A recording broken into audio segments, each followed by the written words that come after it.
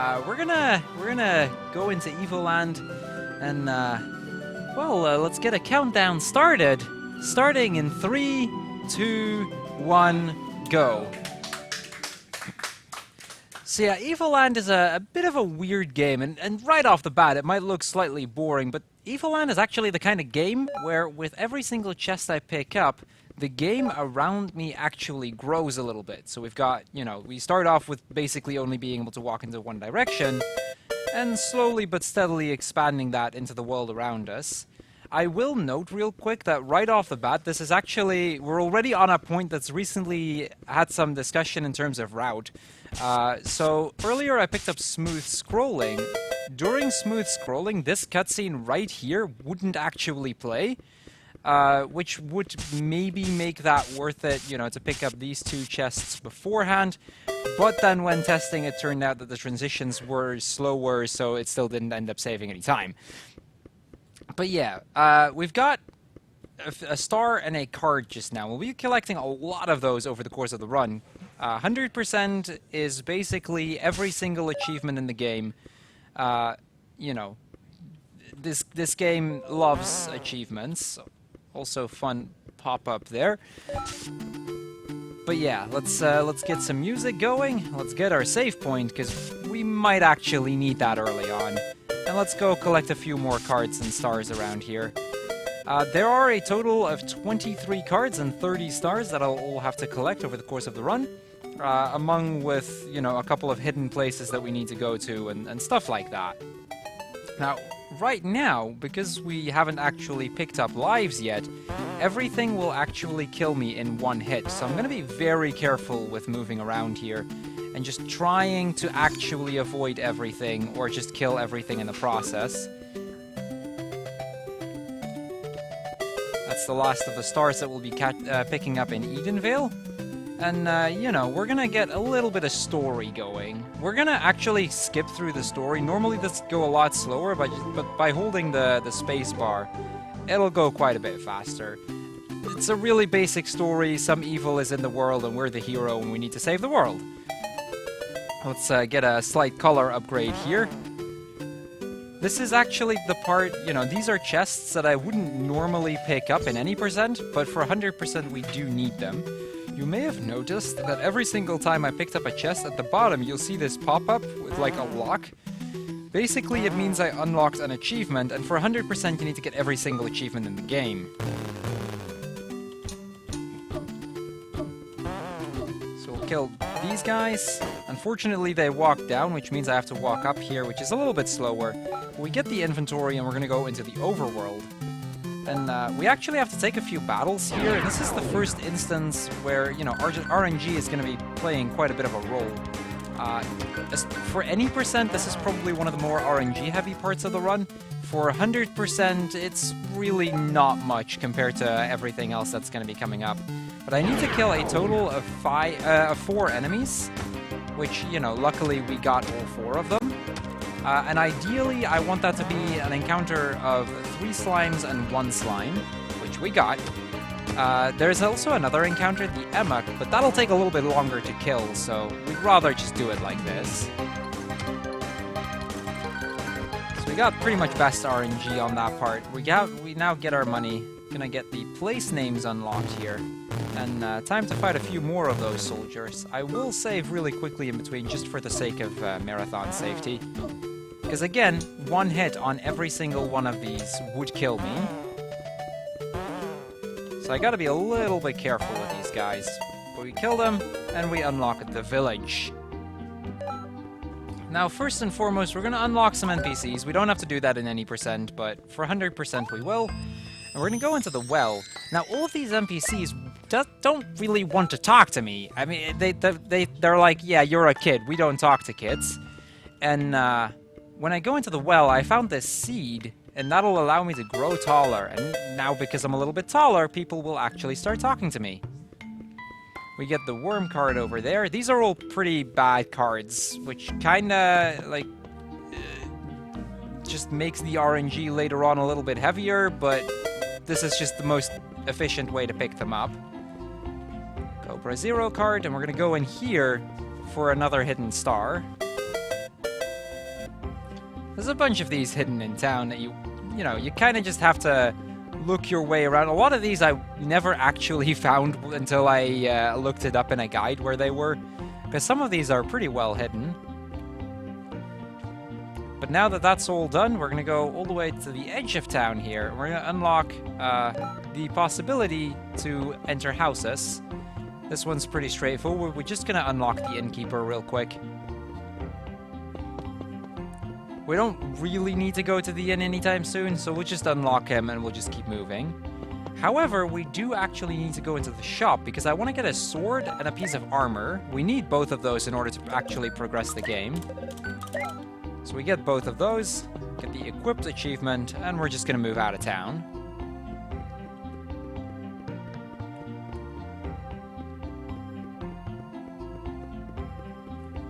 That guy would normally be in my way if I wouldn't be equipped. He'd be like, yeah, it's way too dangerous out there.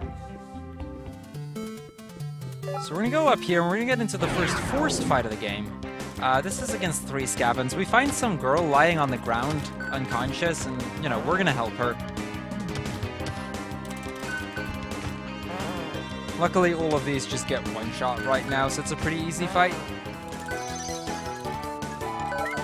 We revive her, and we get Kyrus to the party. Now, normally I'd have to go into the cave that you saw up there, the Crystal Caves. But we're going to go into the first optional area of the game, the Hidden Meadow. One of the parts of the 100% category is to go into every single optional place, you know, because there are achievements tied to that, like this one, the True Explorer, for finding the hidden cave, which was hidden in the Hidden Meadow. Now, all of the encounters in this place will always be scavens. The only difference is that there can be 1, 2, or 3 of them. Ideally, I want to see 1 on every single encounter. 2 is fine. 3, I'd rather not have. I'd also preferably have them attack Kyrus and not Clink.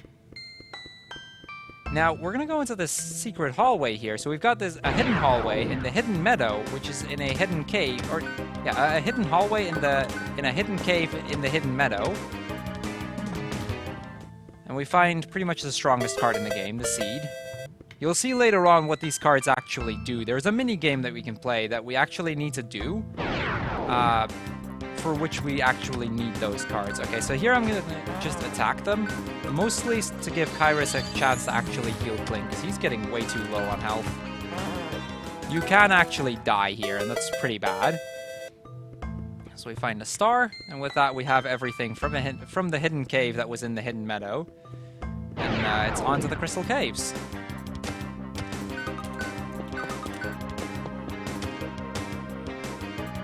Yeah, I basically just want to keep Clink's health above 20 at least. He dropped below that just now, so if I get okay, I've got a 1 encounter, so I'm going to heal here. Actually, let's just have you run, heal.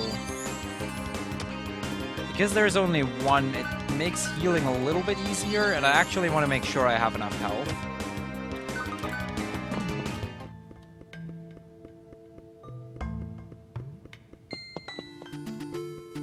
That was the Hidden Meadow, onto the Crystal Caves. So now that we've done that part, we can actually start progressing the game a little bit again.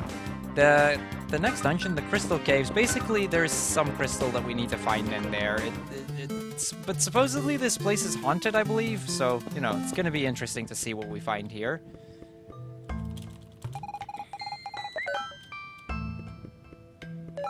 We do unlock the cave monsters real quick.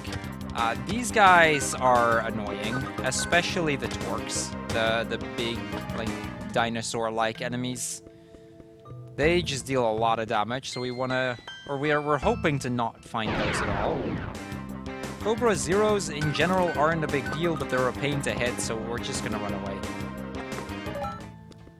We're gonna get this chest though. This is the first time we see that, the experience points. We actually do need the experience points in order to make a boss fight later on significantly more doable. We're also going to quickly pick up this hidden star.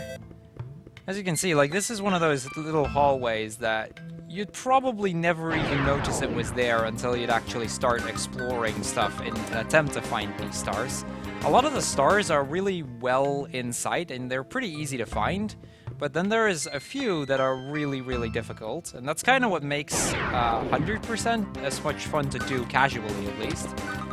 That goes for both of the Evoland games, actually. Evoland 2 has that even more so than Evoland 1, where they're just in completely obscure places that you'd never even think of looking, unless you really started paying attention.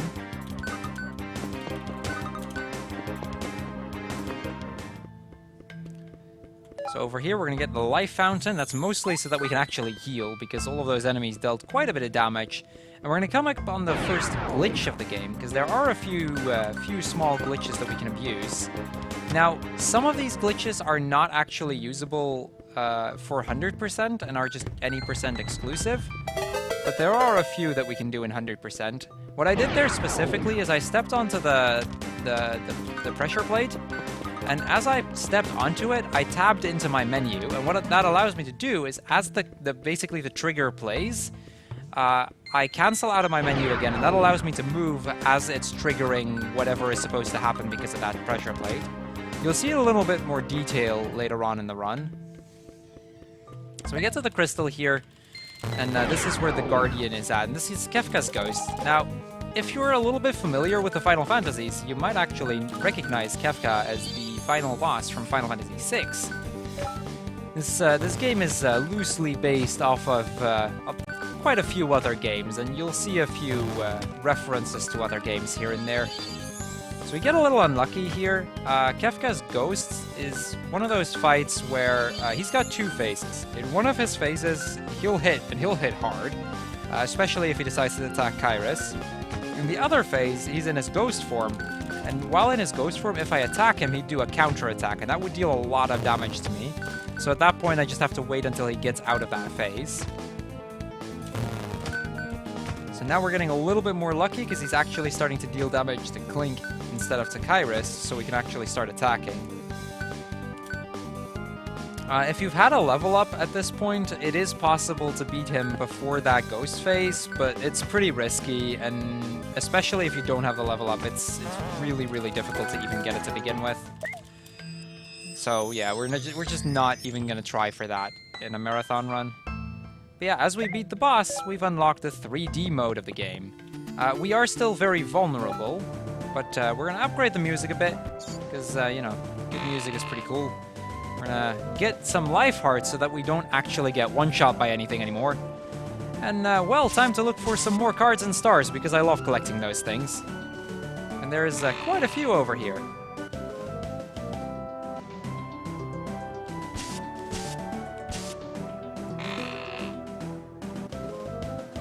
Okay, there we go. That's that little hallway cleared out.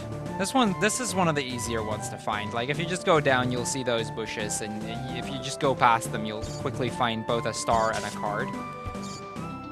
It's one of those examples where some of them are really well in sight, and they're pretty easy to find casually. Some of them just require a little bit more of exploration. So yeah, around here. At first, when I routed the 100%, I thought you needed the bomb for that, but you can just go around it like that, and that basically saves a return trip. Not even sure if you can open it from the other side. So yeah, we find the last of the cards that we needed for now. And, well, remember that part of the game that we were at the start? Yeah, we're actually going to go back there in a little bit. This area is the same area, it's just a different part of it, and in order to get to the next area, we do need to travel back through it. So I'm gonna get this one, you know, upgrade our graphics a little bit. Looks slightly better, I suppose. And we're gonna go past that stone and on to where we actually started our game. This is that very first area that we had to walk through. This is where the story chest was at. But instead of continuing back to where we actually started, we're going to pass this pressure plate over here. Going to get the life drops. I'm going to actually skip that one chest. That's a very important chest for me to skip, because that has the zoom ability. And basically, if you have zoom, every single time you'll pick up a chest, it will zoom in to your character, and that's just, it's a massive time loss. Because every zoom takes about, I want to say 3 seconds. And there is, like, at least a couple dozen chests that we need to pick up, so it resulted in minutes worth of time loss. So we'll get this one over here as well. There's 2 more chests in this place, and then we're going to move on to probably my favorite and my least favorite dungeon of this game at the same time. That bat is kind of tripping out over there in the trees. It's been a while since I've seen a bat actually clip into the trees over there. Just look at him. So adorable. But yeah, off we go. We get even better graphics, and we're gonna go into the Noria Mines.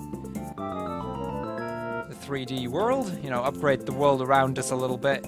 And onto the mines. This is probably the part where you can most easily lose a lot of time, especially the boss fight, which I hope I can actually pull off first try. Okay, we're gonna get the breakable pots. That might not even seem like a very important one to get, but we actually do need to get that. If you do not pick that up, you'll get stuck later on in the cave somewhere. So here we do that pressure plate trick again. Basically, right now, I'm moving as the cutscene is playing. So I got a lot further as you'd normally transition over, see the gate open, and then transition back, until eventually it's back at you, and you can finally actually open the thing. So now we've got a trap room over here, and we need to kill a few bats. Bats aren't exactly cooperating.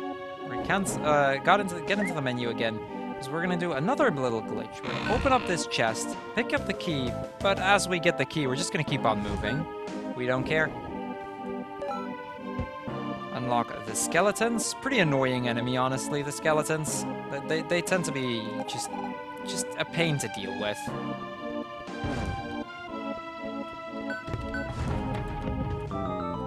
Same goes for those mages, by the way. Those 2 specifically can be a pain early on.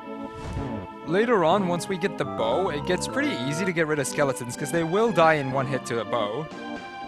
Unfortunately, it requires 2 hits with the sword, and they're kind of annoying to hit to begin with.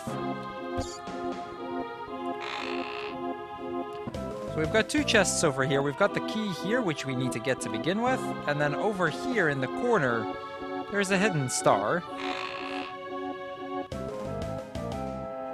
That's one of those stars where, you know, if you just keep on looking in that path, you'll eventually get rewarded for searching around. So yeah, we're gonna just hope we can avoid these bats. Go through the door over here. I'm gonna do a bit of a manipulation, in a sense, to move that skeleton down. That makes the movement later on a little bit easier.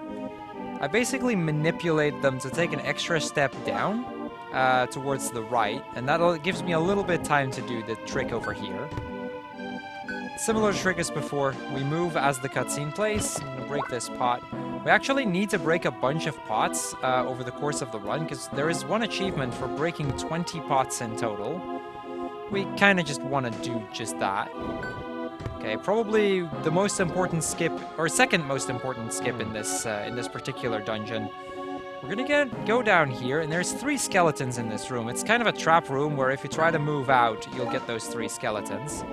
But we can just go out like that, and we basically skip the entire trap.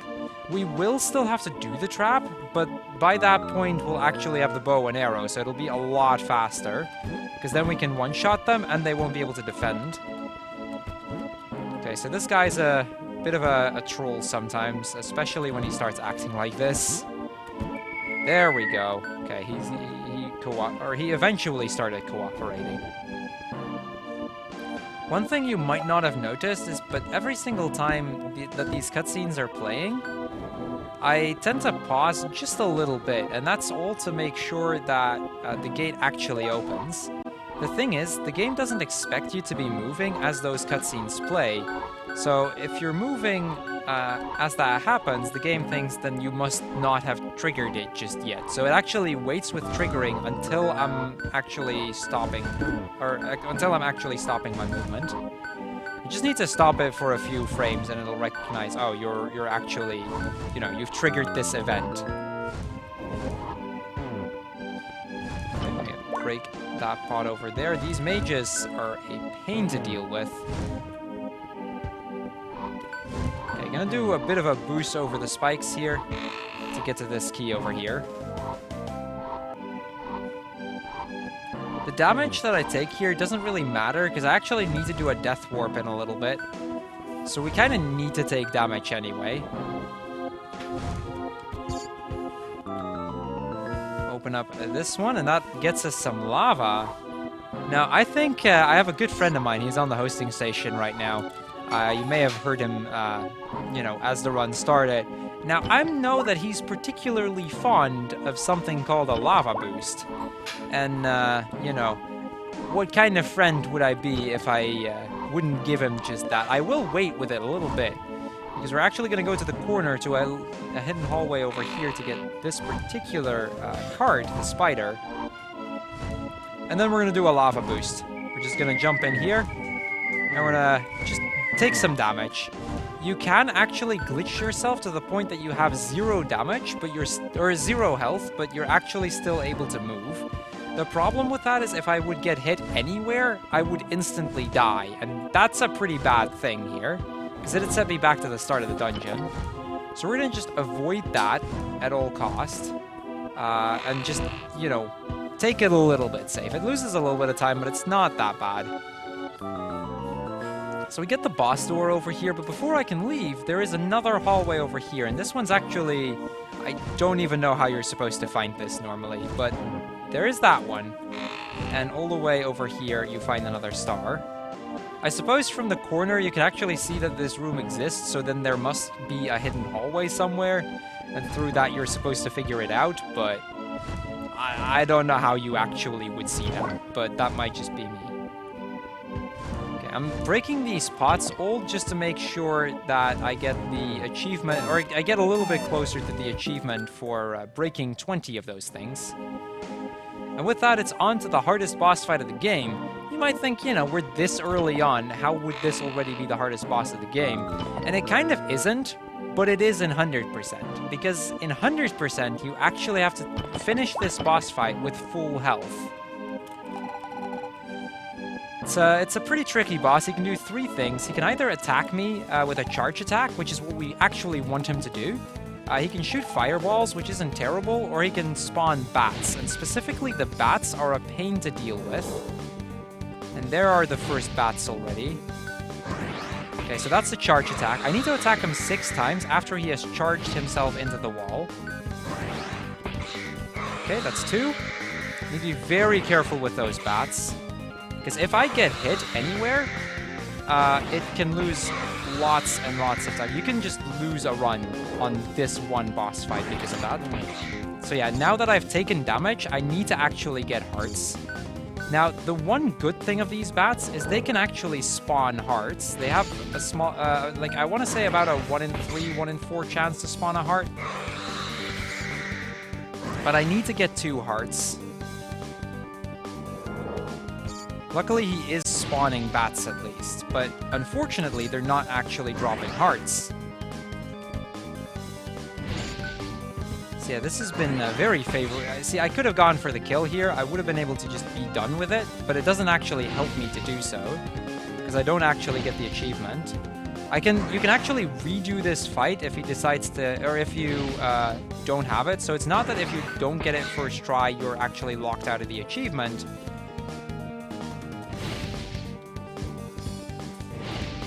But it can just, especially when he just decides not to do anything. Okay, please drop a heart. I may have to reset the fight if I can't get any heart drops here. Because he is not at all cooperating with those bats. Okay, I'm just gonna restart the fight. So yeah, that can happen sometimes. I was kind of worried that it would. Because it is a really difficult fight. I only got hit once there, but that is already too much. You have to be at full health by the end of it, or you will have to redo the fight. Now, usually I get it in my first or second try. I'm fairly consistent at it. when I actually started learning this was probably a part that I've lost upwards of 10 minutes to in the past. Just trying to get through that one fight, especially when he starts spawning bats immediately. Because now I have to both keep an eye on what he's doing, as well as what all of those 4 bats that he's now got on the field are doing.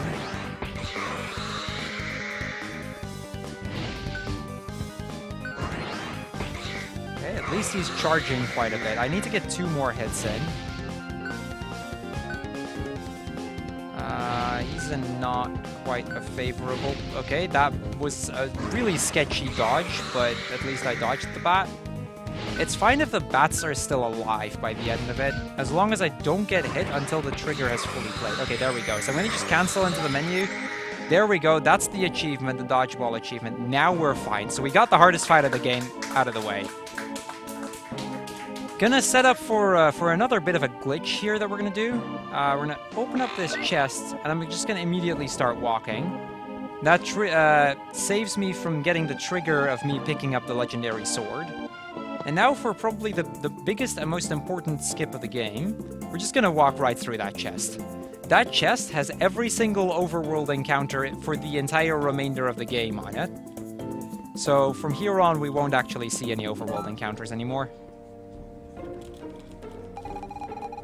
Now, there's 2 glitches that you can do in Aogai, which is basically, we're going to just get a little bit of the story here, but there's 2 glitches that I can do here, normally. One of them we cannot do because this is 100%, and we actually have too many cards as it is. You need to do that if you have less than 5 cards. The other one I cannot do because you'd have to be playing on a controller, and you actually have to make a very specific angle as you go back into town. Because I'm playing on keyboard right now, that's not a glitch that's possible to do, because you can never make that angle on a keyboard. Both of them save a little bit of time, but it's nothing significant.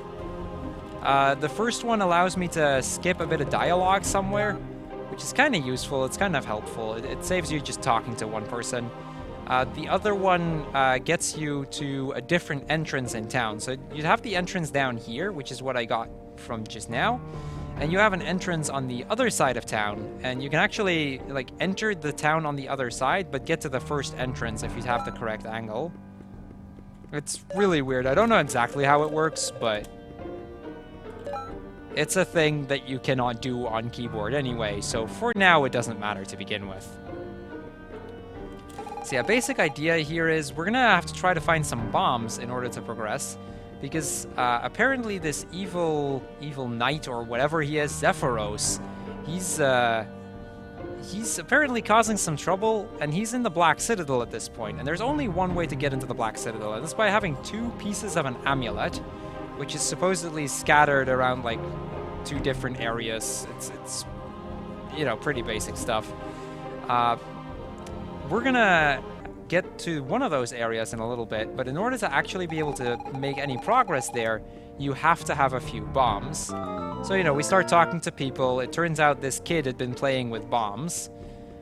So we'll see if we can get there. We're gonna talk to the guard here. He'll tell us that he's seen the mother of the kid that supposedly has these bombs. We're talking to the mother. She's like, yeah, this stuff is way too dangerous. Also, we actually pick up the legendary sword there. Shoutouts to the legendary sword. You'll probably, yeah, this weird cutscene may play a few times as well. This is it's completely normal, of course. This is how you are supposed to walk. But yeah, with the legendary sword now at hand, we're just gonna move through town. You'll notice these loading times, by the way. We'll actually get rid of those once we get fast disk speed. But we don't currently have that unlocked yet. We don't have the money to get it just yet.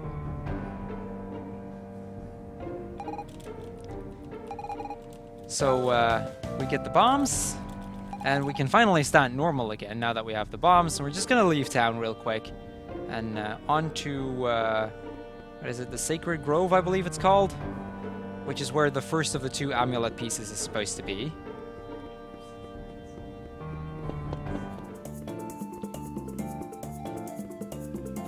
So yeah, luckily the Sacred Grove is right down here. Now there are a few interesting little tricks I have to do as we're doing 100%. The first one is we're actually going to have to bomb a bat.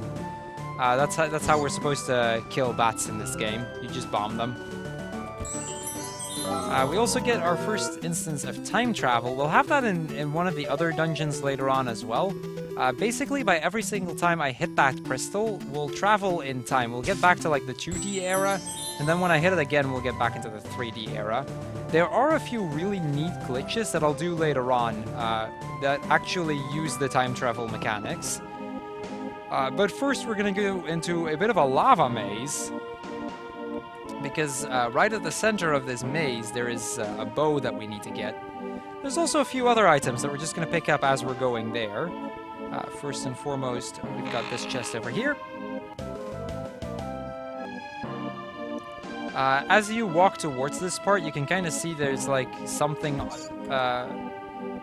like you can kind of see that hallway over there. You've got these cracked walls. These are actually pretty important because we'll see quite a few of those. Most of them you can just bomb, and then there's just a hidden chest behind it or something. You know, just another star. As I walk through this lava maze, though, I really have to pay attention to the bats that are... Okay, or I just goof in general and I just fall in.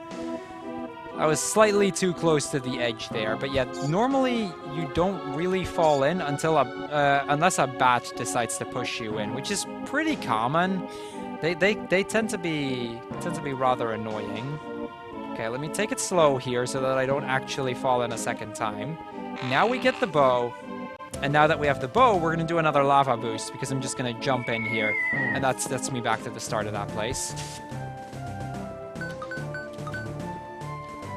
Okay, this is that glitch that I mentioned. We're going to go into the menu. It's going to get me a bit of wonky movement there. And that basically allows me to skip this part. Normally, what you're supposed to do is you're supposed to, like, burn down that little tree, and that allows you passage there, but this way works too.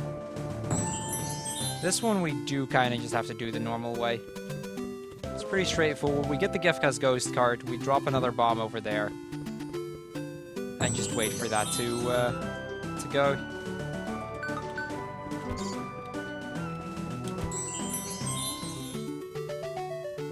Okay, so neat little puzzle over here. We're gonna drop a bomb, switch into the bow, shoot a fire arrow there, one to the left and one to the right, and then we're gonna hit the crystal again, and all of that is needed in order to get the chest over here.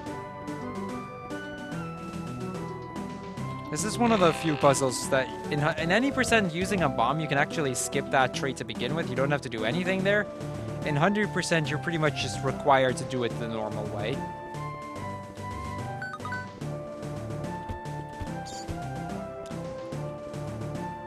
Okay, so you're just gonna squeeze through these trees. I do actually need to get rid of this little boulder over here.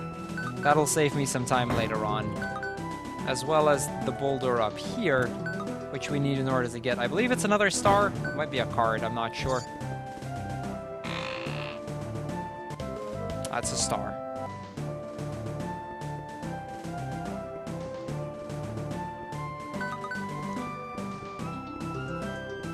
So onto the crystal over here. I'm gonna use a similar glitch. I'm gonna just tap in there so that as the transition goes, we can just keep on moving. Okay, these heart drops are kind of nice. I kind of would like to see a few heart drops here and there. You know, get me a little further away from death. There is a fourth heart you can get, which we actually will get because it's 100%, but we won't get that until much later on in the run. We'll basically get that pretty close to the final boss.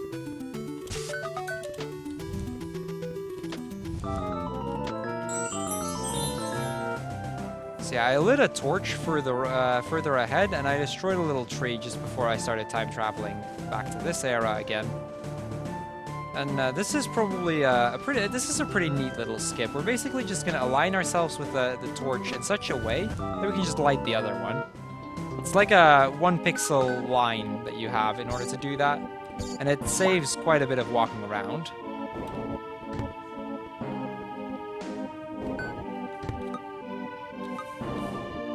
So I'm actually not going to move as that gate closes, or opens, because I'm gonna do that here.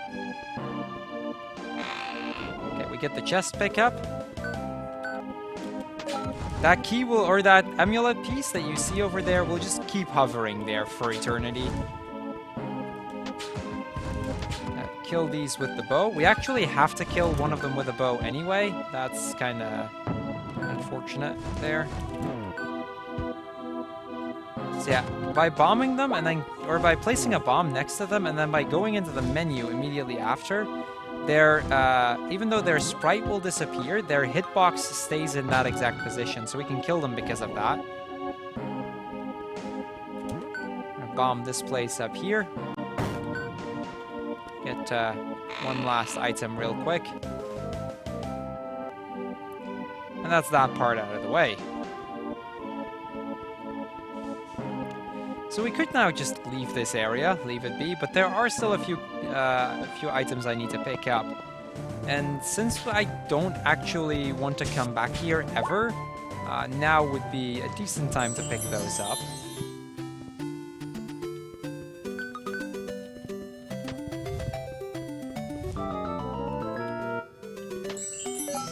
So this is one of the more recent skips that we got.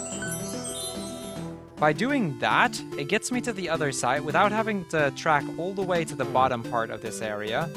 And that saves quite a bit of time. I think it saves like 20-25 seconds. It's a pretty neat little time save. We're gonna light the torch over there, and then shoot it down. And that means we're basically done here. Basically, all of that was just to get rid of one little tree that was at the bottom part, which is what blocks us out of getting the, how do you call it?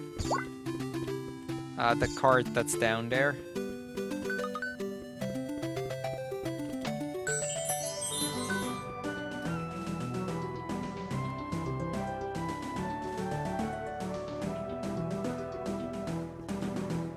Okay, around one more time. Let's pick up that last item, and then we're out of here. Let's just use the sword. So we're actually gonna place a bomb there, because I actually want to travel back in time, because we got rid of the small tree, but there's still a pressure, or a dimensional stone there as well. So we actually have to be in 3D mode in order to be able to pass it.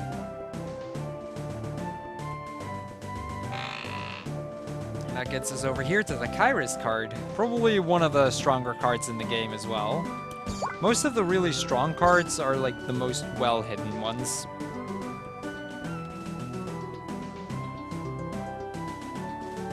And off we go. That's done with the Sacred Grove.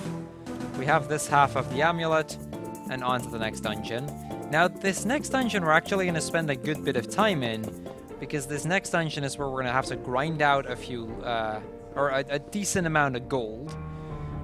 You know, being, you know, adventurers, and at the end of the day, also kind of being, you know, the heroes of the story, we kind of need money, and because of that, we're gonna grind that out in the place where it's just fastest to get it, which is the area coming up.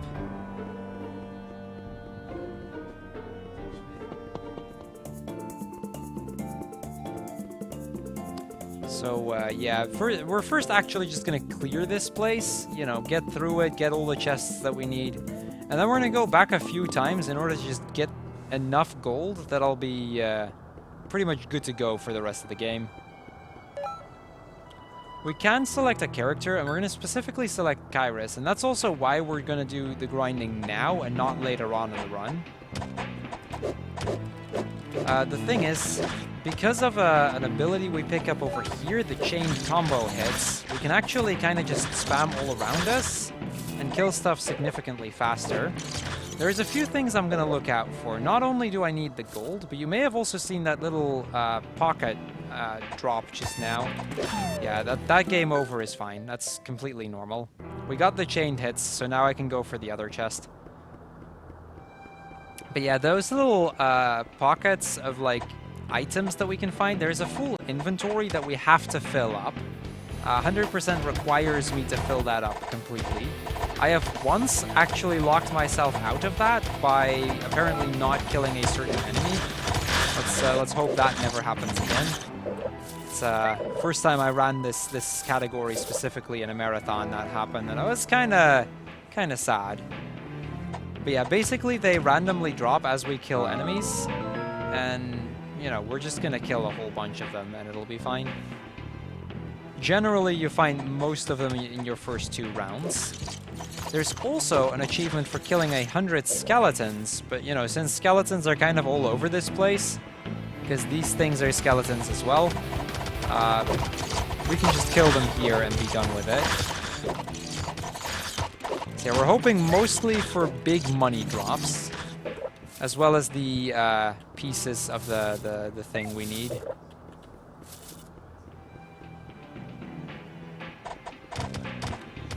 Yeah, sure, go ahead. Okay, we got a €1 donation from the one and only Mr. M3. Hey, Crrool, good luck with this awesome game. Let's make this a great BSG annual, and I'll see you guys Thursday. So yeah, that's the one card that we have in this area. There are a few stars that we want to pick up. They'll come up in just a little bit. And we're really just gonna kill everything on the way to just get everything done. Eventually, over the course of this grinding section, I need to end with about 40,000 gil. I'll need 50,000 in total. 40,000 now. We're gonna get a little bit of it from just random enemies we have to kill anyway. And then the rest of it we're gonna grind out near the end. Because near the end we'd have to grind it with our other party member, with Clink, we actually want to wait with that until we have as much money as possible. Okay, so I'm fairly low on health. Luckily I did pick up this, or I did actually use the save point, so we should be fine. Gonna get the mini-map over here. And then this part is just a bunch of bats, so hopefully we'll get a few health drops, we'll get some money drops, and we should be fine. Luckily, bats don't really deal a lot of damage, but they tend to also not be all that rewarding. Okay, there's my star. And on to the next part. Now, this next part, I'm only gonna really kill everything once, and that's just so that I, you know, have them out of the way, and potentially get a few of the items that I need to pick up over the course of this.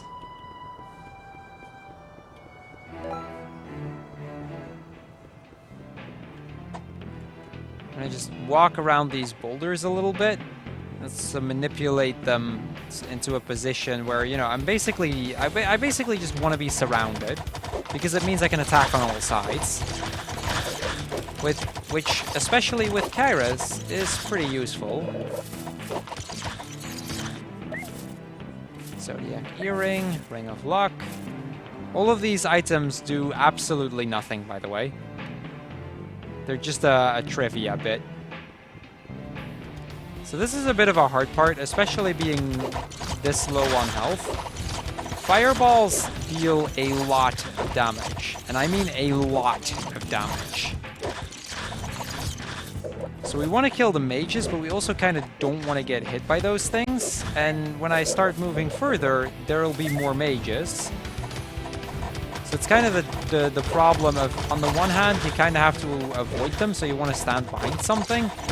But on the other hand, you also kind of have to kill them, otherwise there'll be even more. It's just a pain.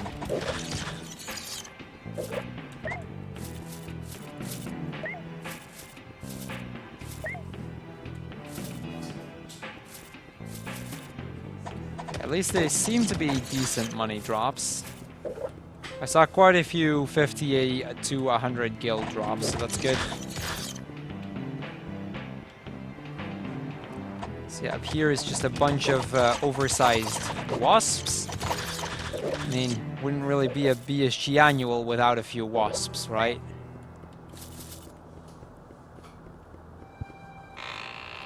And pick up the chest over here for another star. There's, I believe, one more star that we have to pick up.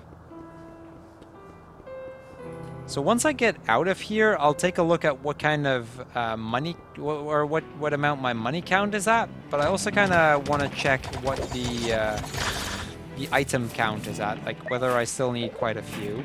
Especially up until like the boss, it's always a little bit scary.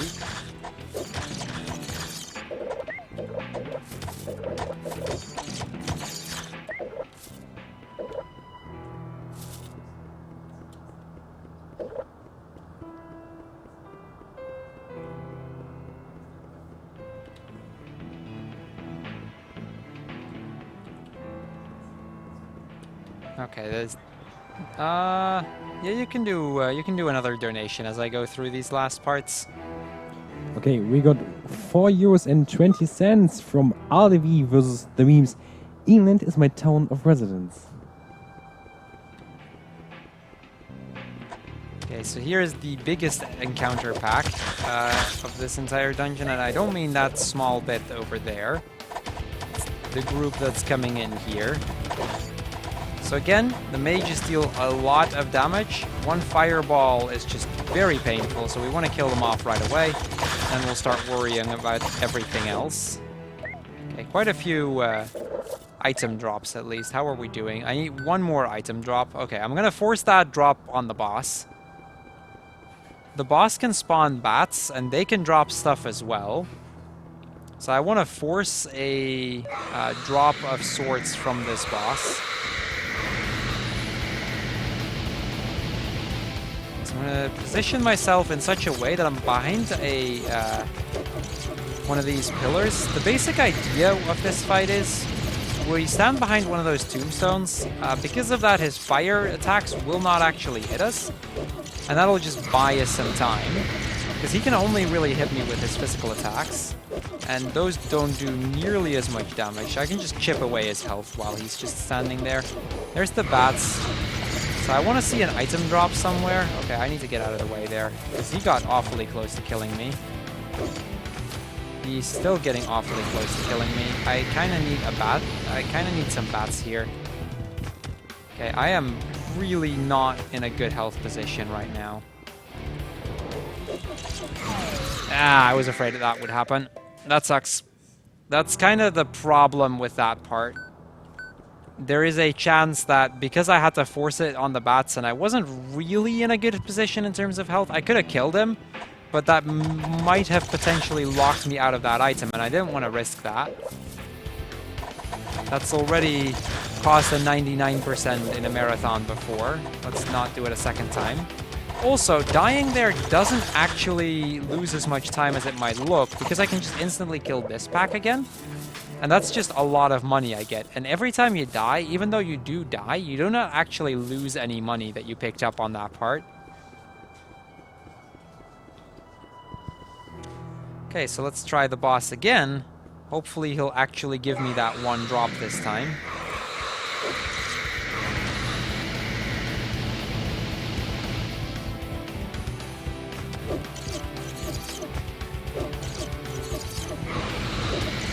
So I'm now in a position where I can just hack at his health again. Okay, if we can get some bats, that'd be nice. There we go. If I can get the drop from that, from one of those bats, that would be great. Of course not. So we need more bats. This game is really not cooperating this time around.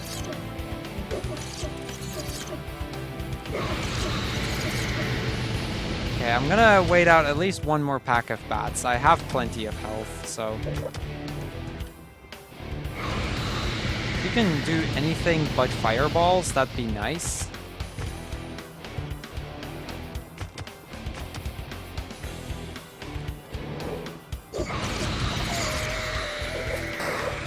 Okay, let's hope we get it. Otherwise, it's hopefully somewhere else. Because I'm still missing one piece. We might just get it on the second round. But I'm always a little bit worried that that's gonna just not show up.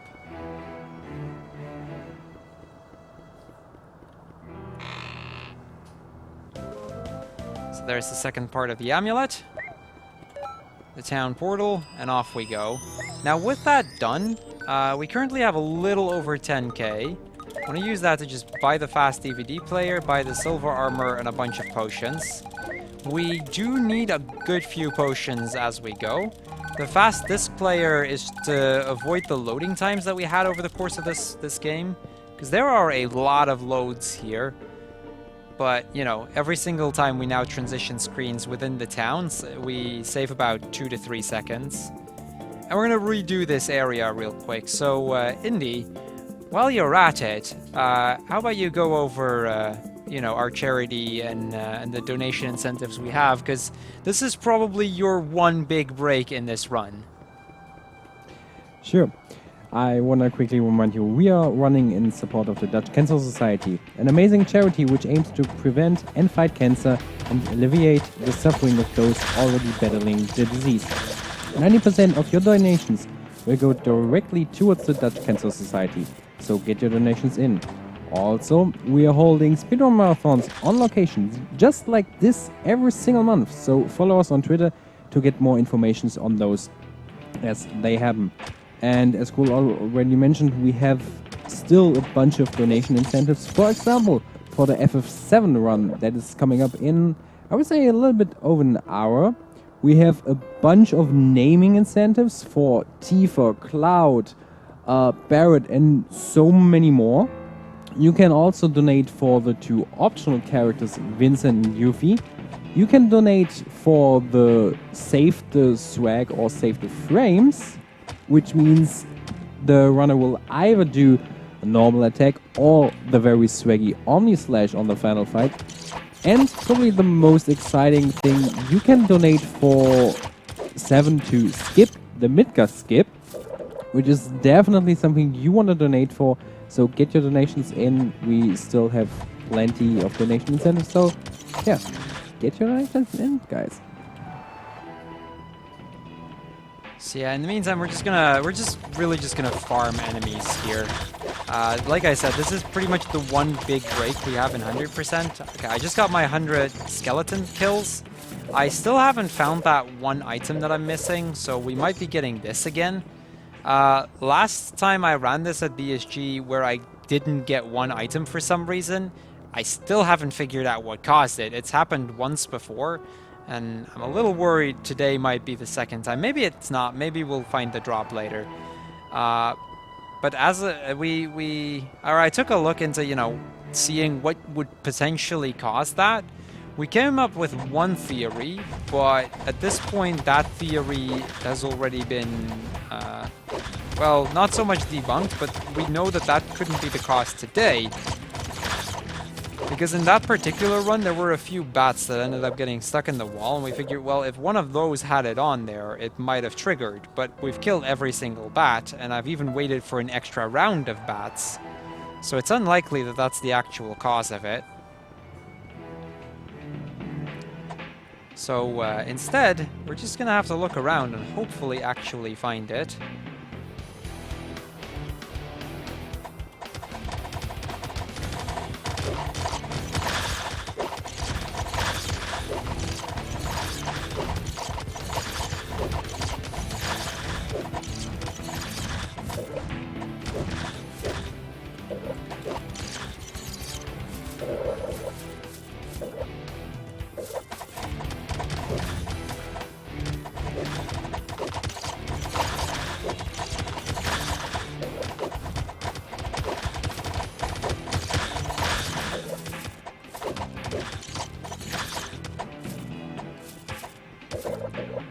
So I'm gonna just kind of pick up that health, make sure that I can actually kill everything without having to worry about that part.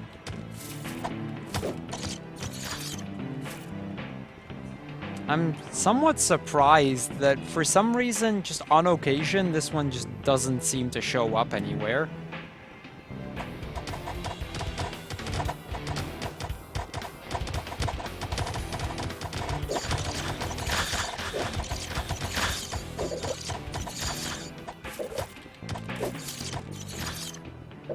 Okay, so we've got both of those out of the way. We'll grab all of the money over here. and go down for the 2 big packs that are down here.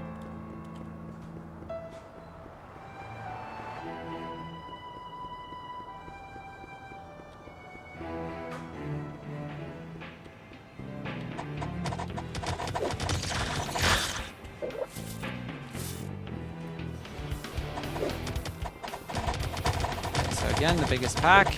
First we get the mages, because those are a pain, and then we die. Okay, whatever. Again, we get to keep all of the money. We already had 7k out of that.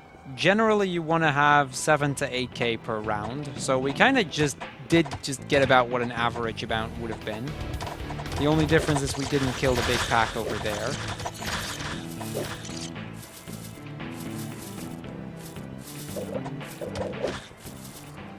That was a really good yield from the first group over there. That was quite a lot of money that dropped.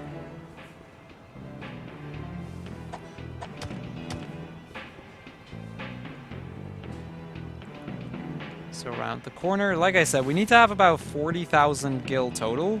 So since I already bought about 1k or about 10k worth of items, we'll need about 30k in my on my character.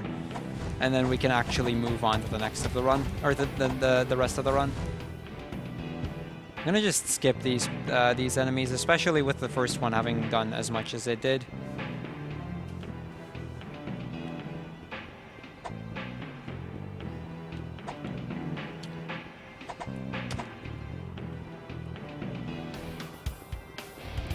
Okay, so time for the bigger packs over here.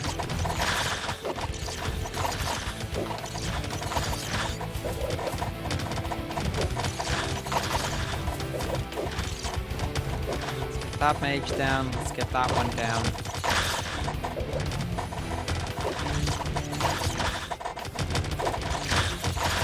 Okay, that's the mage is dead at least.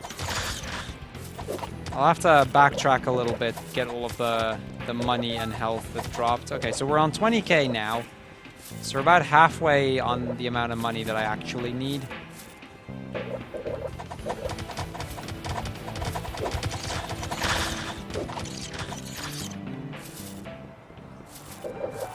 Okay, so pretty good amount over there.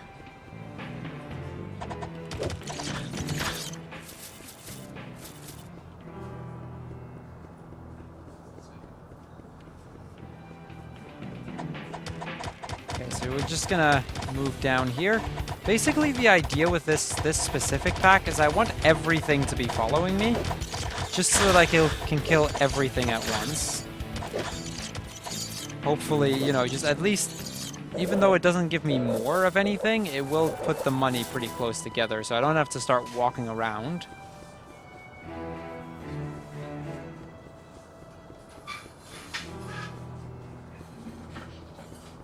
So this is a lot better a health count to go into this last part.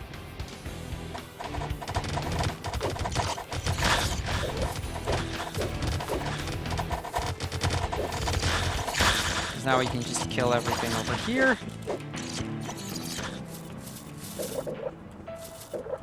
Okay, all in all, they were pretty high amounts. 14.3, so we got like 7.3k out of that.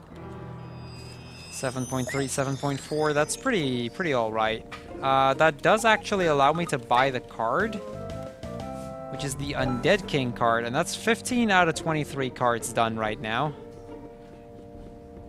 So we'll probably need, I want to say, 2 more rounds through this area. Again, if I don't find that last artifact before we get out of it, I'll just leave the artifact. It's kind of one of those things where apparently it's somehow possible for it to glitch out and not show up, and I do not know why. There's one thing I can try, which is to restart the game real quick. I don't think I've ever tried that before. I can see if that works, but at this point I'm doubting that even. It's worth a try though. That'll only lose a few seconds.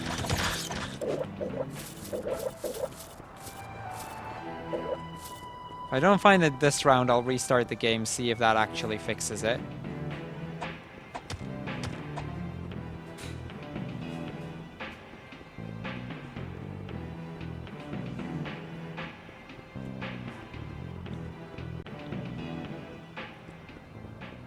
Just walk around here.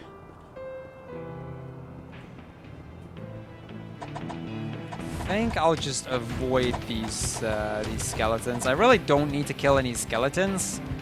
And like the worms as well as the bats and spiders go down a lot faster than skeletons do. Like one combo attack, like the strongest version of my attack, basically kills or one-shots every one of the spiders and skeletons, or spiders, bats, and worms.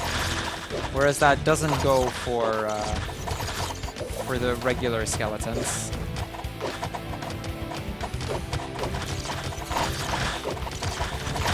Same goes for mages. Mages are pretty weak as well, but then mages have a lot of attack power instead. Oh, dude, there's my last artifact. Okay, we found it. That's, you know, 100% not dead yet. Because I was kind of afraid that if I wouldn't find that 100% might be dead and we'd end on like 99.1 or something. But okay, at least we have all the artifacts now, so that's a good thing.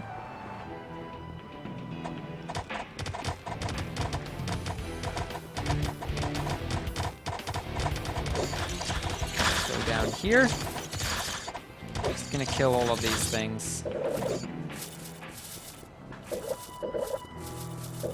In general, as I'm picking up the money, I'm already kind of paying attention to what kind of amounts they're at. Ideally, like, every single one of those coin bits can be like 10 coins, which is literally nothing, or it can be upwards of 100, which would make a massive difference.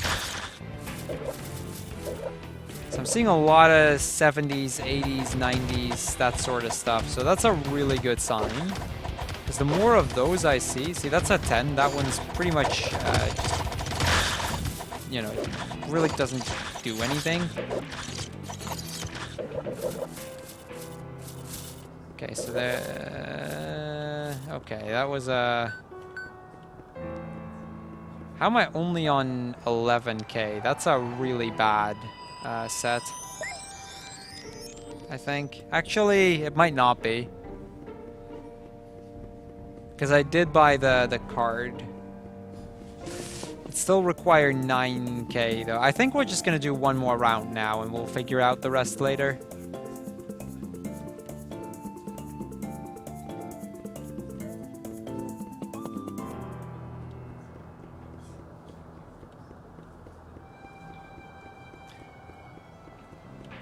So, you know, Kinnan, since you just got on there, how about I put you to work? I mean, Indy was kind enough to mention some of the donation incentives that are coming up really, really soon. But how about we talk a little bit about those that are slightly further away?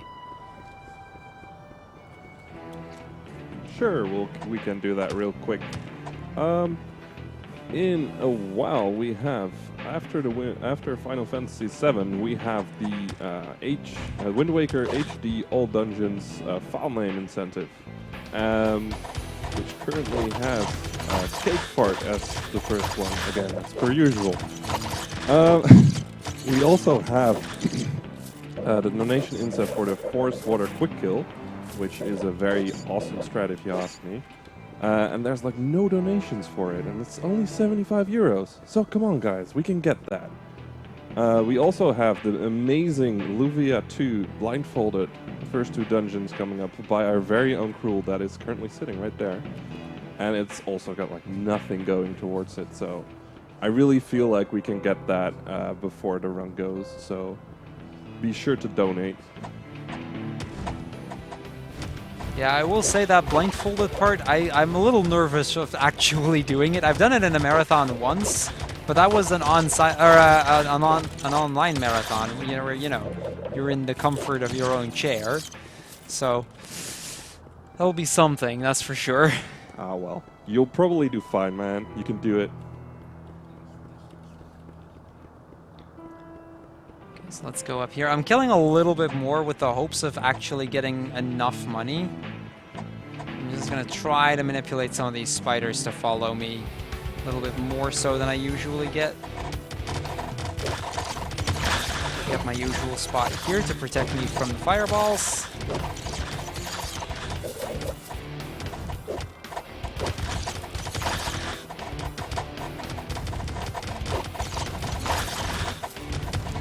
Okay, I kind of missed all of the mages there. This is potentially somewhat problematic. Okay, we got some good health drops there, and at least the mages are now dead. Pick up as much as the money and health as I can. Because at least that way, if I even were to die, at least I'd still have that part of the money. Okay, that's a lot of health that dropped there.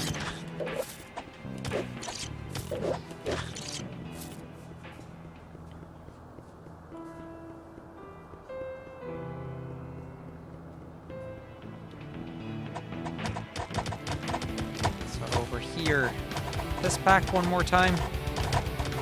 Climbed a little bit in terms of health again, so hopefully I'll have enough, but I really need money drops. Okay, there were some good amounts in there. I saw a few hundreds pop up, so that's pretty good.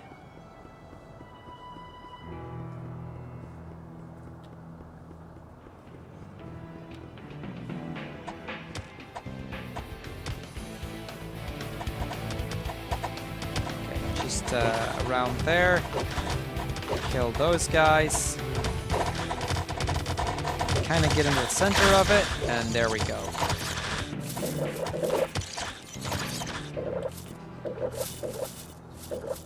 Okay, 17, I don't like that count, but whatever. We're moving on. So normally, you know, after I'm done with this part, I can pretty much finish up the game. Like, in general, as soon as I get that second amulet piece, I can pretty much finish up the game. It's 2 more battles and a few cutscenes, and that's just about it. However, this game has a lot of optional content to it. There's several dungeons that we haven't visited yet. There is a lot of enemies we still need to kill. There's the card game we still need to do. Lots and lots of hidden treasures as well. But first, we're actually going to progress the story a bit. So we're going to fight the Dark Knight that's been around. This is Zephyros, not to be confused with Sephiroth, which you'll see in the next run. Pretty straightforward fight. We're just going to chip down his health. The general idea here is I need to chip down his health to the point that he's going to do his special attack in the second phase. Once he does his special attack, from there on we can pretty much finish up the fight. Like, once we're in the second phase, it's pretty much done. He can do... in the first phase, he can really only attack either Clink or Kareth. I kind of want him to attack Clink as much as possible because he takes less damage. You can do this fight without needing to heal, but it's not safe in any way. You also kind of need good rolls at that point, and I've really not been getting any good rolls just yet. You may have noticed that contrary to earlier in the run, I'm actually just healing using potions. The main reason for that is that, on average, Kyrus deals more damage than Clink, so it's just faster for me to do potions. On top of that, the potions actually heal for slightly more as well. So it's just, you know, basically a win-win situation. Plus, I have enough of those things anyway. Okay, so we've dealt enough damage now. He's going to go into the second phase where he's going to do his special attack, the Kamehameha Wave.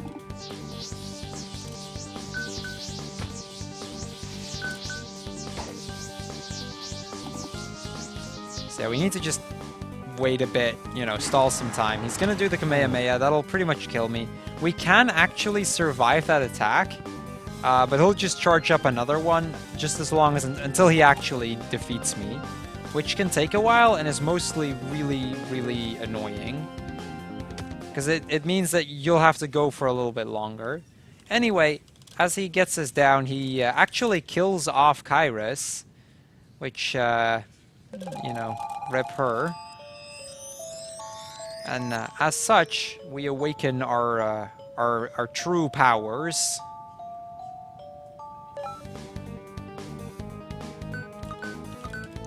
And with that, we're just going to sit back and we're going to enjoy a cutscene because we're going to trigger the summoning of the boss Babamoot, the king of the dragons. He's a cool dude. We can summon him every couple of minutes. It's just on a time basis. And it deals exactly the amount of health that the enemies have left. In this case, he had 784 left. And we just kill him in one go.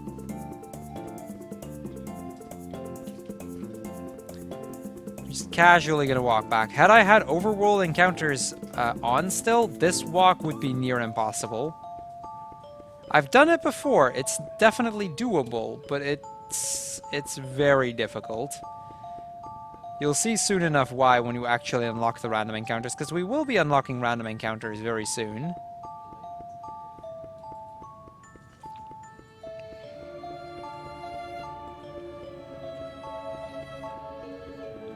So I'm gonna talk to Sid real quick, get ourselves the High Wind, the airship.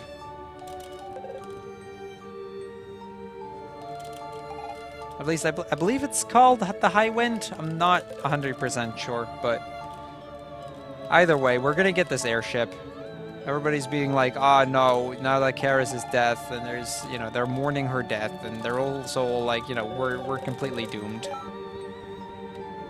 So Sid just gives us an airship that'll allow us to fly around, and flying around for us is a great means of exploration, because it means there's no overworld encounters because you're in the sky, and on top of that, it's a pretty fast way of moving around. So first off, I'm gonna unlock 3D fights, very important. That'll come up soon, and well, let's explore the next area. We don't want to see random encounters unless there is an Ataween in here. Now, as much as I may have made my friend Indy happy earlier with the lava boosts, I'm gonna have to disappoint him a little bit because we are going to have to kill 10 turtles, the Ataweens. They are, you know, misformed in many ways. They're kind of like those mutant turtles, but we need to kill a bunch of those. We also needed to shoot one Octorok kind of like enemy. I don't even know what they're called. With a fire arrow. That's one of the achievements we needed to trigger.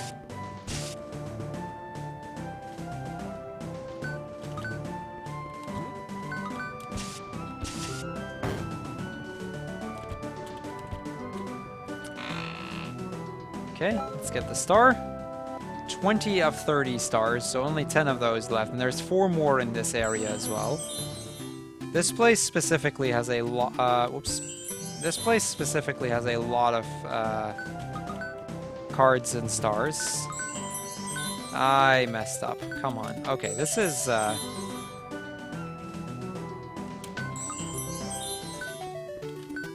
Okay, we're just gonna do this the intended way because this is taking too long. I can't get it to work right now.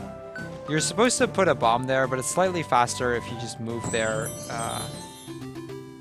You know, after or through the glitch. It saves a transition. Well, now it lost me like 4, but it's supposed to save you a transition.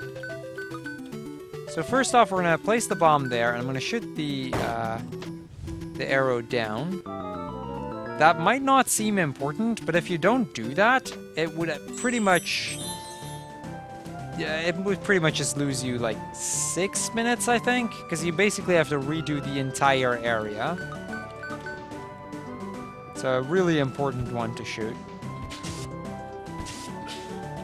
Now for the forest that I always get lost in.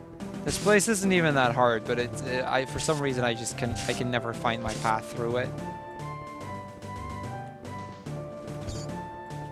You could say that these are the Lost Woods. I mean, that's pretty accurate. Or you're just the Lost Crrool. That can also happen. Also or both. Both works.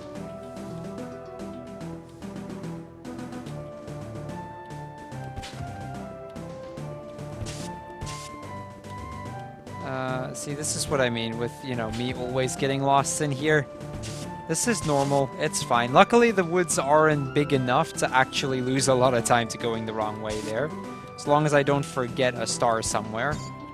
At least I didn't forget any of them.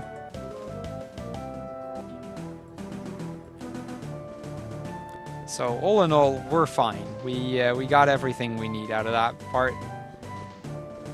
I always struggle with that for some reason. I don't even know why. Let's just use...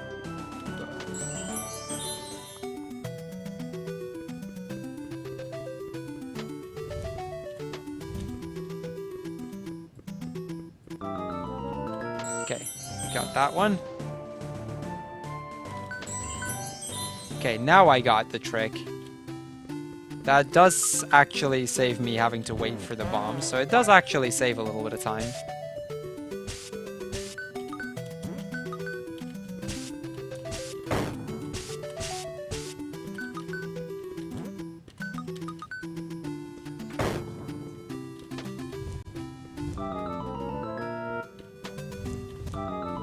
So not much to say here, we just need to solve this really difficult puzzle, as you can see. Can I butt in with a donation then? Feel free to go ahead with a donation. Yeah, sure. Okay, we have a €50 donation from Nepomuk, and she says, "Blindfolded Luffy at 2? I want to watch that. Let's go." Thank you very much. So there is one of the last stars that we needed to pick up here. Just gonna kill these enemies, get them out of the way. So here I actually want to cut those bushes away in advance because your window of making this is pretty tight, as you can see here.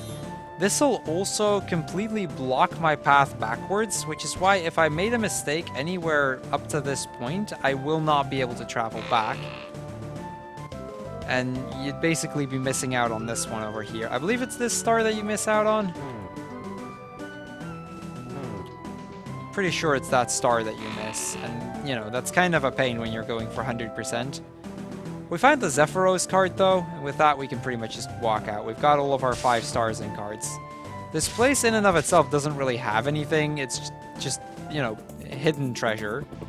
And treasure is pretty good. So on to the next one. Here's another bonus dungeon that we can go through, Babamoot Slayer. Remember that god of the dragons we just summoned? Yeah, he has a shrine over here. And there's a few more cards and stars in this shrine. Now the one advantage of exploring these areas is that these cards and stars are pretty much the strongest in the game. They're incredibly useful. So yeah, I'm just gonna damage boost through it here.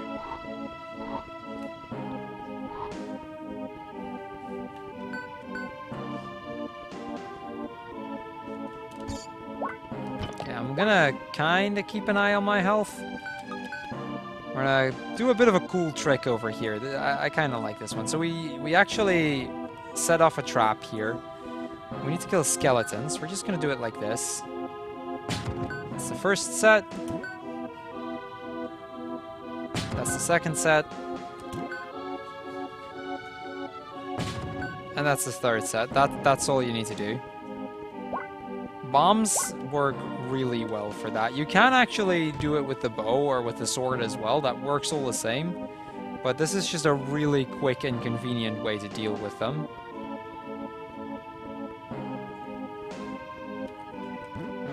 Oh, whoops. Oh, we killed a bat with a bomb. That would have been nice to know earlier.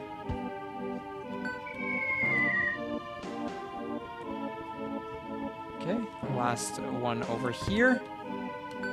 That'll actually trigger that gate to open up and it'll allow us to move on. We really don't want to fall into the lava here because that gets you basically back to the start of the dungeon. It's pretty time consuming.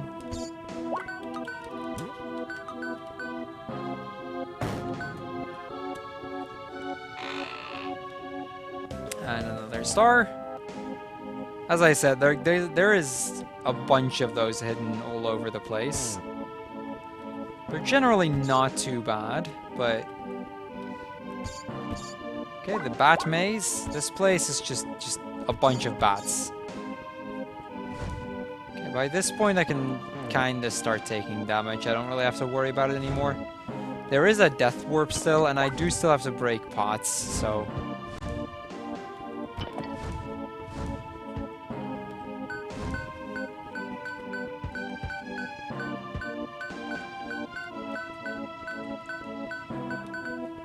I have to be careful with those bats specifically, so that they don't actually push me off here. Because if they push you off, you basically have to redo the entire thing.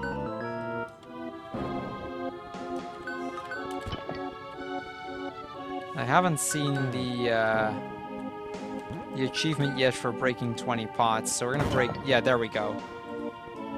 It was an accident. We broke those 20 pots, of course. That's the last star. Now we have one more card in this area, and then we're out. Doesn't matter if I take damage, because I need to Death Warp. Basically, as we get into this room, we set off another trap, and the idea is, if you kill every single enemy here, 2 gates will open, one on top and one on the bottom of this part. The one on the bottom will allow you to get back to the exit in a, you know, moderately fast manner, but this also gets you back to the exit. And that's significantly faster right there. Okay, so that part is done as well. Let's see, we still have Edenvale over here. Actually, no, hold on. I need to do this correctly. We do the mines first, and then we'll go for Edenvale. Okay, the Noria Mines. So, yeah, that place where we fought the hardest boss of the game, at least for 100%. Yeah, we kind of have to revisit it because we kind of left a bunch of items over here.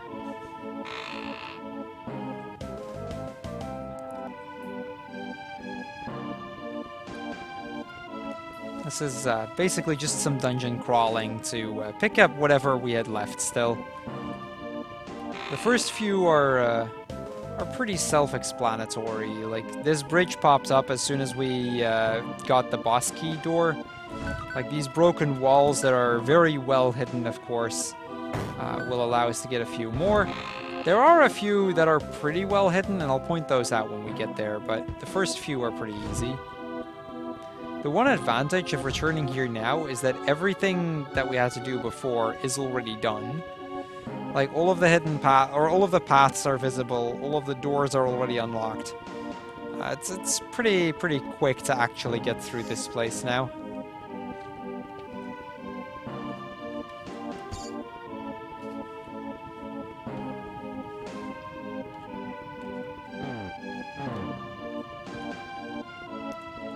So up here, we get, you know, where we had that cage before, and we did the skip, but we can't actually do the skip right now. Or at least, you know, we can't put it on the pressure plate. But, lucky for us...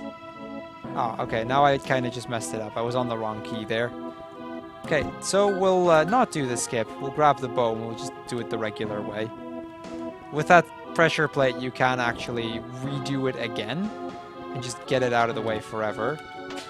Because you're pretty much done with that room past that point. Okay, one more. This is also why we do it now, because if we mess it up here, you know, you can shoot them with the bow. It loses you a few seconds, and it's kind of annoying. But as you can probably tell, it's not a massive time loss or anything. So here we go. The Atuine card, we'll have to find a good few more Atuines soon, because we need to kill 10 Atuines over the course of a run. Now these whirlwind traps actually have a hidden path on the last one, and we're going to go back for it, but we're not going to do that just yet. The main reason for that simply being that if we go there now, it sets us back to pretty much like the start-ish of the dungeon. It's not really the start, but it's pretty close. So it's faster for us to just travel back there later instead. Because we really only just still need this other than that.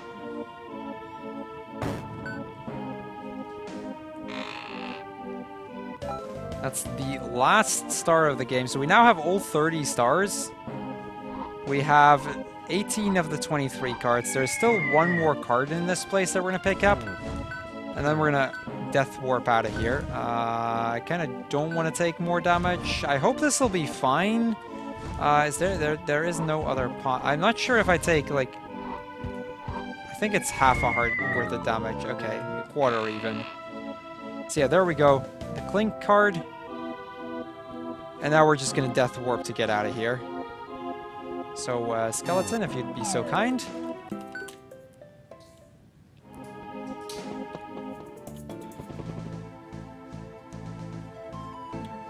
So, on to this part. We're first gonna quickly look for an enemy that we actually have to kill in this area, the Chiboko, not to be confused with the Chocobo.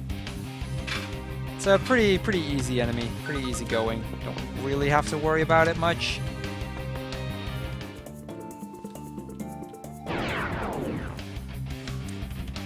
The thing is, though, we do actually have to find it still.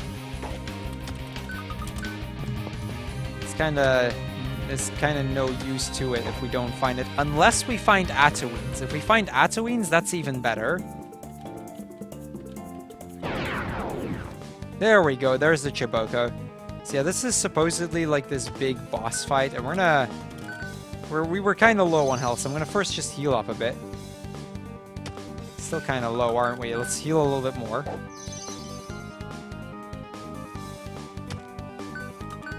And we'll summon Babamut to just instantly kill it off. The strat for this fight is literally just summon Babamut, kill it off, you're done. I wanted to heal mostly in case I got another encounter later, so that I actually have some health so that, you know, slightly less likely to die. So Chiboko dead, and we get the Chiboko meat. We need the Chiboko meat for a different achievement later on. But first we're going to drop into town because there was one item that I didn't have the money for earlier, but now we do. That's the cart that they sell over here, the Emok.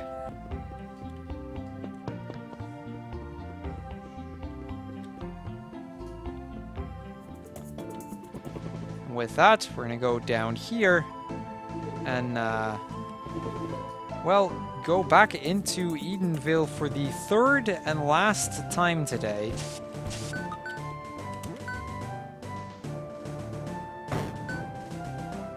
That's just to pick up 2 more cards. There's the Red Wizard over here, and then there's another one a little bit further in. I need 1 more card somewhere else. Okay. There's also the Zoom chest that I'm going to quickly pick up, and then I'm going to have to start figuring out which card I don't have yet.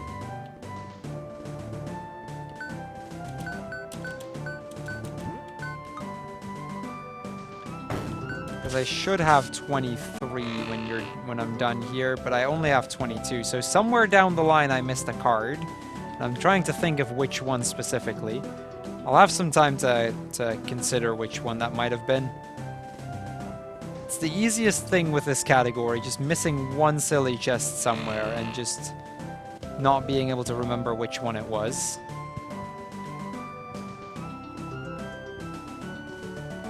Okay, but now that we have the camera zoom, every chest will take a little bit longer to pick up, which is fine because we basically have every single chest in the game already anyway.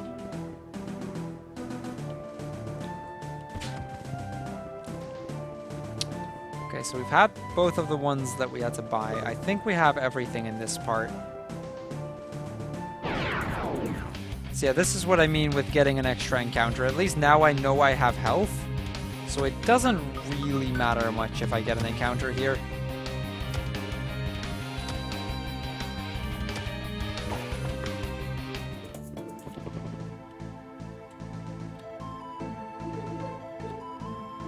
Okay, Edenville I've got, Nora Mines I got. I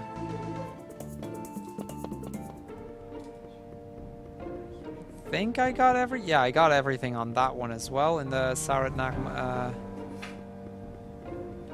Okay, this is interesting. 'Cause, yeah, I am on 22 out of 23. So yeah, this girl, she basically, once she sees that we have the Chiboko meat, she's willing to cook us a good meal for that. That helps us quite a bit. We need that, that quote-unquote good meal to get an achievement.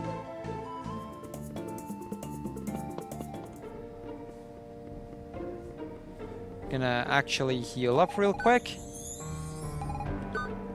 That healing was mostly because, you know, one encounter can get you really low in terms of health.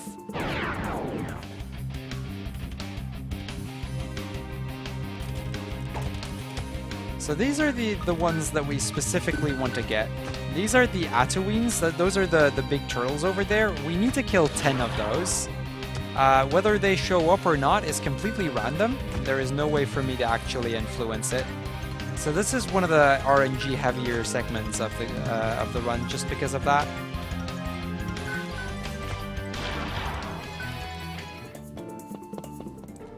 In between Atuines, you'll usually see me go back and save. That's just to make sure that, you know, I actually have those Atuines killed.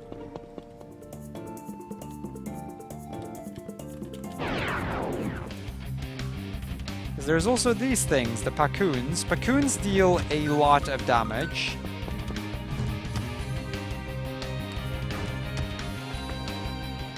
And 54 is more than enough for me to survive another Atuine fight, but if I get into more fights with Pacoons and the likes, it gets dangerous.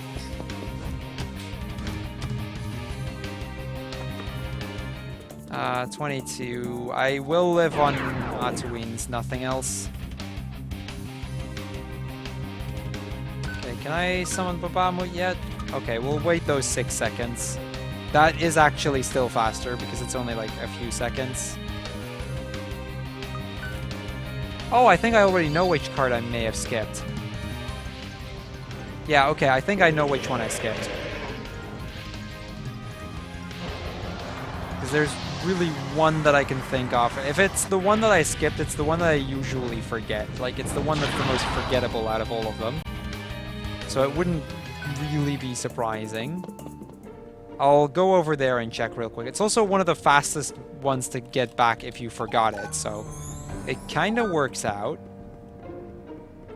We'll go deliver the Chiboko meat right after that. Okay, let's hope I'm right.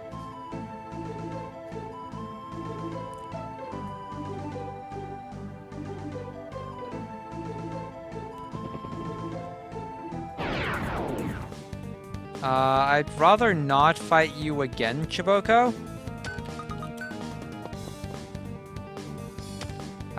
Okay, there we go. I'd really rather not fight that boss a second time. So the only one that I can think of right now is the one in this house over here. Okay, that was actually the one I forgot. Cool. That means every single card in the game. That is, like I said, that's luckily the one that's the quickest to get pretty much if you forget it. Because there's, you know, it's in town, there's no actual encounters. The overworld here might seem bad, but there's really nothing that's a major issue, and we can find Atuines here anyway. That's a little bit more damage than I'd like, though. It's fine. If we die, it doesn't matter, because we still keep our progress. Because the thing is, I have to park my ship over here, and go up here, and I need to reach that tent. That's going to get ourselves a 4th heart container. It's the bonus heart. With that, there's only... Ooh, this is a good encounter. 27 health is a bit low, but this is a really good encounter still. I'll just use a potion. That'll put us to 3 Atuines killed. So we need 7 more Atuines, the card tournament, and the final boss. That's pretty much all there's left. The Zumbas can actually die in one hit if I get a high roll, but I've been getting somewhat unlucky on my... There we go. That's a high roll right there. And I'll probably heal before I kill the Atuine, just to make sure that I won't die anywhere later on. Oh, and we still need to get a little bit of money, by the way, because we still don't have 50,000 gil. We need a total of 50,000 gil in total in order to be able to get an achievement. We should be already pretty close, because we had like... Can I park? Parking is hard, guys. There we go. Okay, double Pacoon. I was kind of hoping for an Atuine, but this works. So from here on out, it doesn't really matter in which order I do them, Normally I save the cart journey for last because cart journey is pretty fun. And you know, both Atuines and the cart journey are pretty RNG heavy, so it really doesn't matter in what order I do them.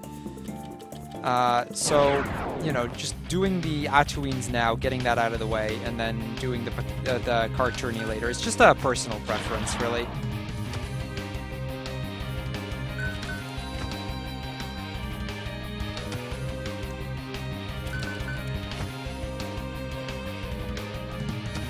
Okay, one more hit and that one's done. So I believe that's 4.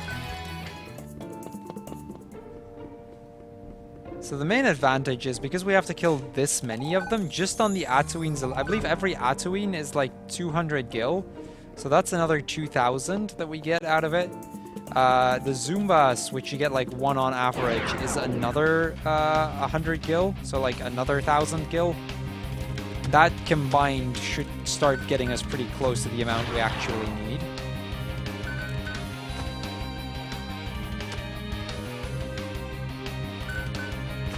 Okay, that's number 5. At least they're starting to cooperate now. This is one of those parts where you can just lose a lot of time. And the problem with this is, in big part, like, all of the really, really RNG-heavy parts, specifically, like, this fight and the cart journey, they're both at the end of the run. Because that's when your odds of doing it successfully are the best, but it makes resetting really, really annoying, because at that point you're basically already completed the run anyway. Okay, Bahamut is just about done, and especially since it's a 3-pack, I just want to use Bahamut here. So there we go. That's number 6. Let's see, 136, that's pretty okay. If the other 4 will cooperate and we get a decent cart journey, should be okay.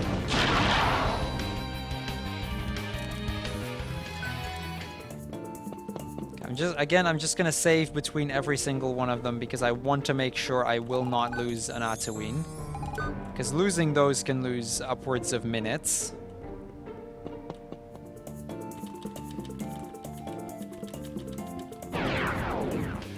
Okay, this is pretty much the worst encounter you can get. Pacoon, Zumba, Apidya, Pacoon. Mostly is bad because of how much damage they can deal. You'll see here. Like, I started that fight at full health. I'm now basically at half health. Okay, number 7. Cool. So far, so good. We've actually had pretty good Atuine RNG so far. Like Atuine and cart journey, as well as the dodgeball achievement to kill that really difficult boss, those are the parts that tend to just be the most nerve-wracking, because it's the parts where the game can screw you over the most.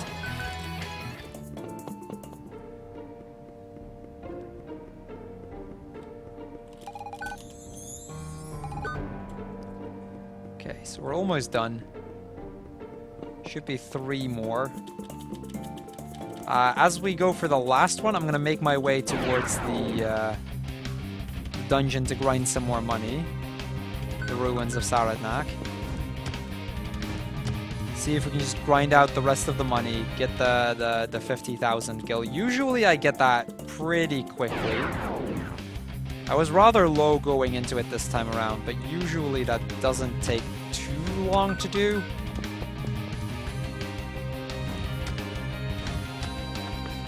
Okay, 35. I can still take an Atuine on 35 health. Okay, this will probably kill me though.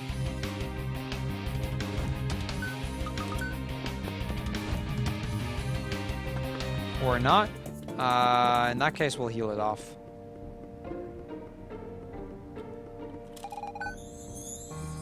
Because it would be a bit of a shame if you die against an Atuine. And those things don't deal a lot of damage, but when they deal damage, it's, you know, kind of a problem if you're that low. Okay, there's number 8.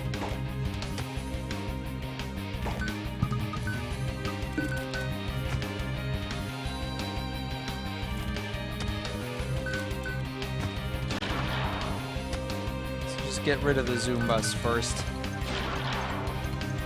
especially since we can usually one-shot them, and even if it's not for the damage, at least that saves an animation, because they don't have to attack anymore. So it's just the Atuin attacking me at that point. Okay, 2 left. We're getting pretty close to that at least. And with 20 minutes left, should be fine.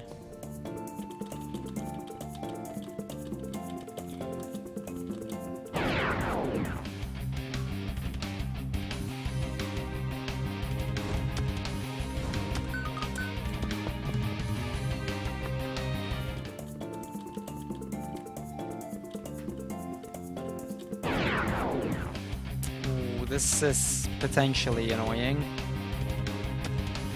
It's going to be annoying, but it could potentially actually be slightly bad. It won't lose me a lot of time, honestly. 22, okay, that's enough. I need about 15-ish health to be safe. Okay, so this is where we'll take the first actual death during the grind. That's completely fine. Because we just spawn back here and we can just try again. Hello! That's a comfy looking pack. 2 Pacoons, 2 Pidgeys. That's the actual most damage dealing one. Because Zumbas don't deal as much damage as a Pidgeys.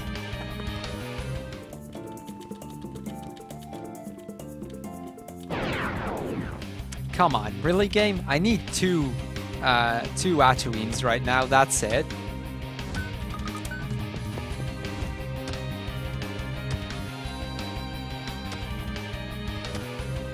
Okay, oh, okay, we live on 1 health. I will not try to fight an Atuin at 1 HP. I think I'll rather just heal.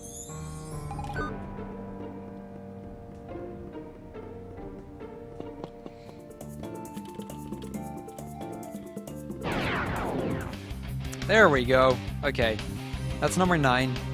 Do I still have Babamut by... Okay, Babamut is just about ready, which is actually probably even better, because that means I can Babamut the last one. Basically, the plan right now is I'll be healing up, I'll be going into the airship for a little bit, and then make my way towards the ruins of Saradnak. Hopefully, on the way, I'll encounter another Atuin. I can just kill that and be done with it. If I don't, I'll grind it out near the ruins, unless I die. Or unless I get close to dying, in which case I just go into the ruins and kill off the last Atuin on my way to the final boss.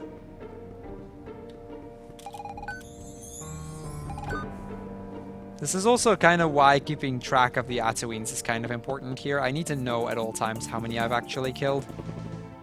Because I'll get into the airship, we'll park it over here roughly. Just so that our chances of dying either way aren't as big. Perfect. I'm not even gonna Babamut that in case I get another big encounter. Because if I get an encounter of 4, it might just be worth it to Babamut, because it's still a decent amount of money. But that'll work. So that's the Turtle Soup achievement. Not quite what I was hoping for, but these guys will do. It's still a couple hundred gil that we don't actually have to kill stuff for in the ruins, so it gets us a little bit closer to that 50,000 gil goal.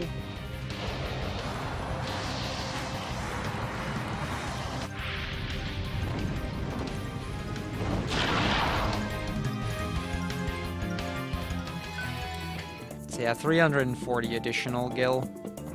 Okay, let's go. Now you'll also immediately see why we did most of it while we still had Kairos, because you'll see that actually killing stuff here is gonna be fairly slow.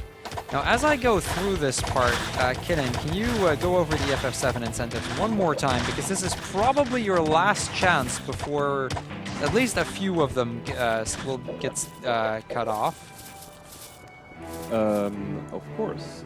We have a lot of incentives, actually. We've got a naming incentive for just about every character we're picking up. So that's Aerith, that's Barret, that's Kate Sid, that's Sid, that's Cloud, and that's Red 13 and Tifa.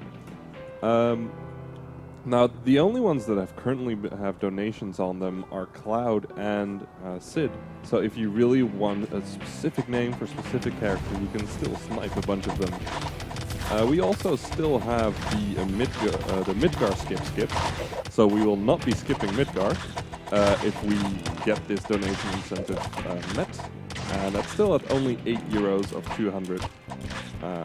There's also the Omni Slash versus Counterattack donation incentive at the end of the run. So are we going for swag or are we going for speed here? You can also donate to put even more time on the entire run to recruit Vincent and Yuffie to the party, which are both also at 100 euros. And you can see Seven Sins is very excited for us to be able to meet them. So if you want to make him feel happy, donate for it.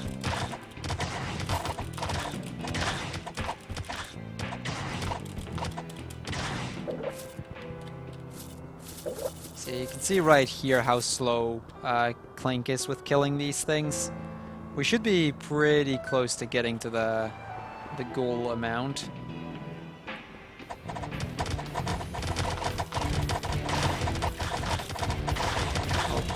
I'll probably have to see if I can at least get rid of those mages soon, because they're starting to become a bit of a problem if I don't.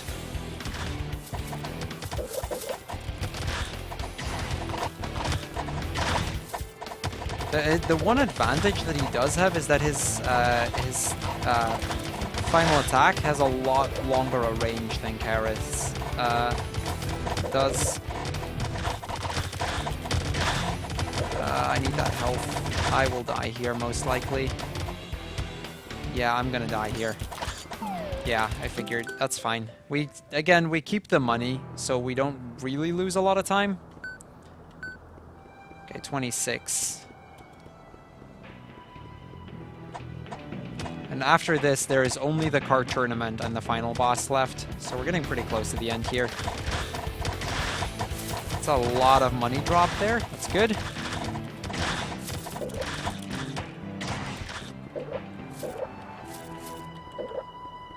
Okay, not enough to get us to the 40k. We kind of left early-ish with Kairos earlier, so I figured this might take a little longer. But it should still be fine. I'll probably just go for the big packs right now. Just get the high money encounters out of the way. And hopefully that'll push me across that limit.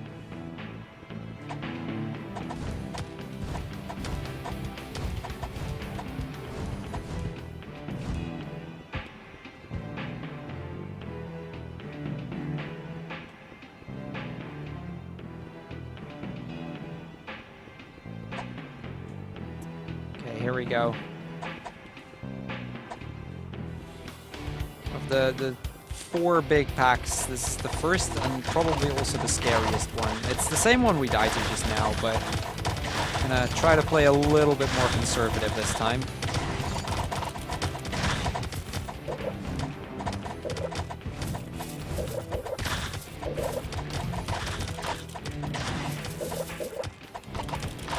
Okay, not enough yet. Kind of unfortunate.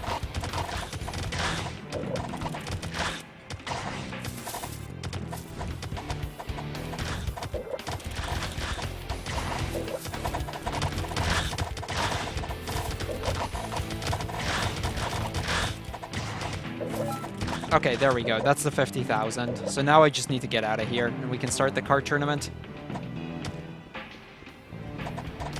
Luckily, getting out of here doesn't take very long. Like, there's pretty much a straight path to the end here. We have to avoid a few enemies, but that's not that big a problem. That's also why we farm near the end of the dungeon, at least when we're just Clink. Because at this point, you know, it's just a walk over here, and then there's a portal back to town. And fortunately for us, the portal pretty much gets us right next to the character that we need to talk to in order to do the card tournament.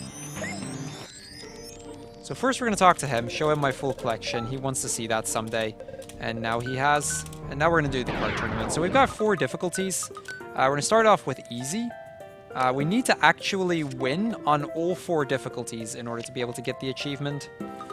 So this can potentially take a little while. Sometimes it does, sometimes it doesn't.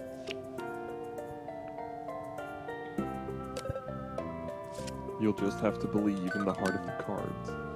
We will have to believe in the heart of the cards, indeed. This is one of those parts where RNG can kind of screw you over. And it kind of sucks when it does. Luckily, like easy and medium, you generally get first try, no problem. As you can see, he uses pretty bad cards. It's specifically the last few difficulties that just become a major problem at times. So yeah, that's easy done. Like, hello? Talk to me again, please. Okay, medium. Okay, that's a pretty good roll in terms of cards, and since I get the start, we'll drop him off there, because now I can pretty freely just get that card back. We'll put that one up.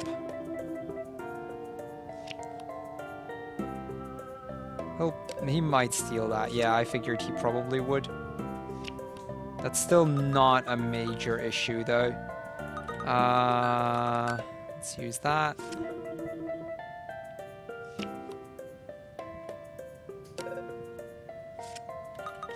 Yeah, I figured he would. Okay.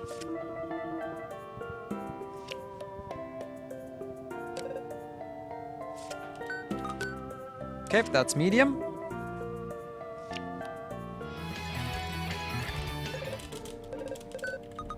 Okay, this is where the RNG comes into play, and I've got a pretty mediocre starting hand here. So that part kind of sucks, but we should be fine. Let's see, I can beat that later. Let me put that up then. At least that guarantees me the card in the corner there, which is kind of convenient. Let's see, that one has 7, so we'll drop that.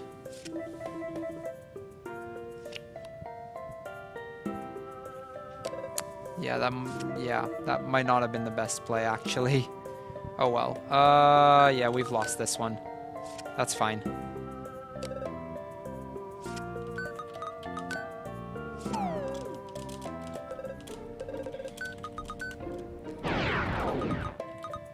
Okay, that's a slightly better hand, but it's still not a great hand. We're getting pretty unlucky with the draw here. Let's see, I want to take that. Let's start there. Get the high value ones, at least for now. Can use that to get both of those. He'll probably get the worm itself, but that's fine. Or he goes for that. That works too.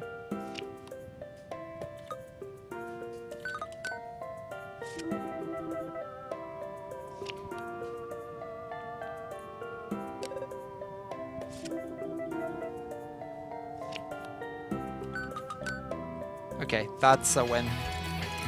It's always a little bit nerve-wracking because a draw means you lose. Okay. That's a pretty decent hand for a champion.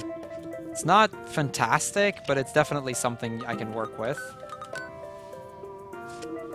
Let's take that.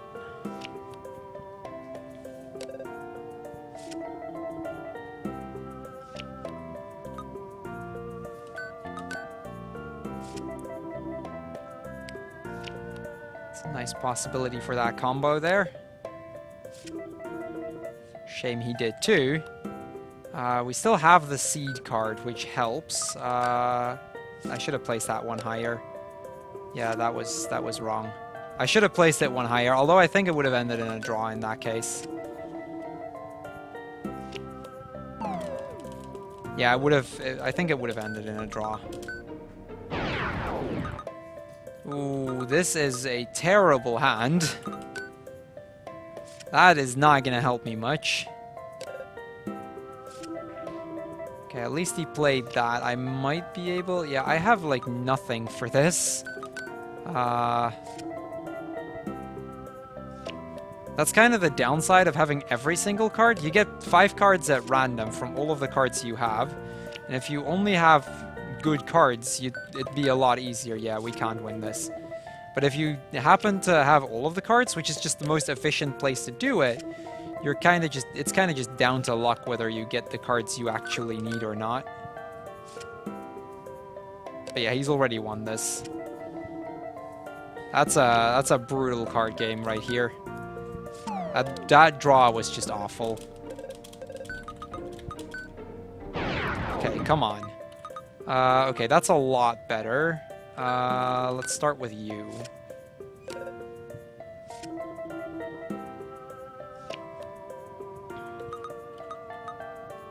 That's 6 as well.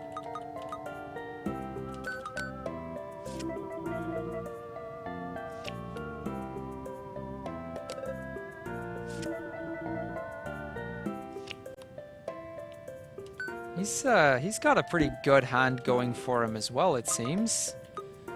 Let's take it there.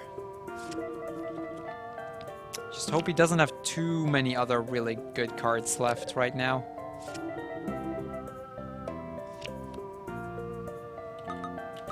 We have a 10 euro donation from Rigold, who says, a character who is fit to wear my name.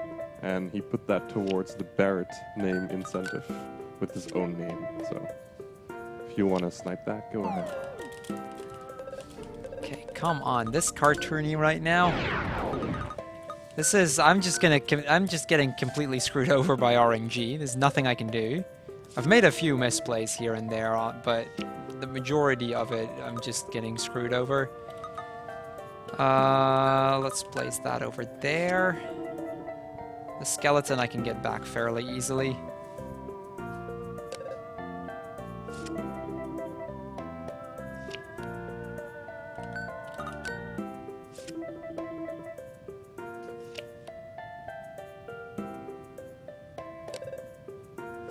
Ooh, that's a bad one for me. We can take 2 of them now, though.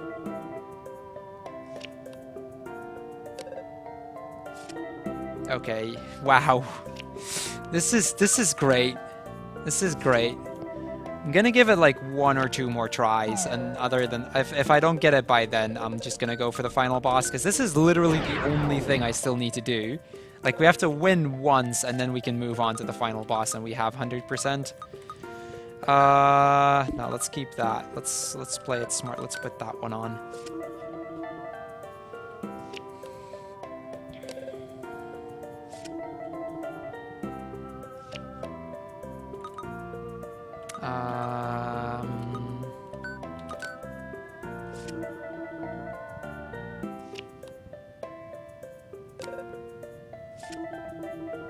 Okay, that's fine. That's kind of what I was hoping for, because now I can place this, and we get 2 of those.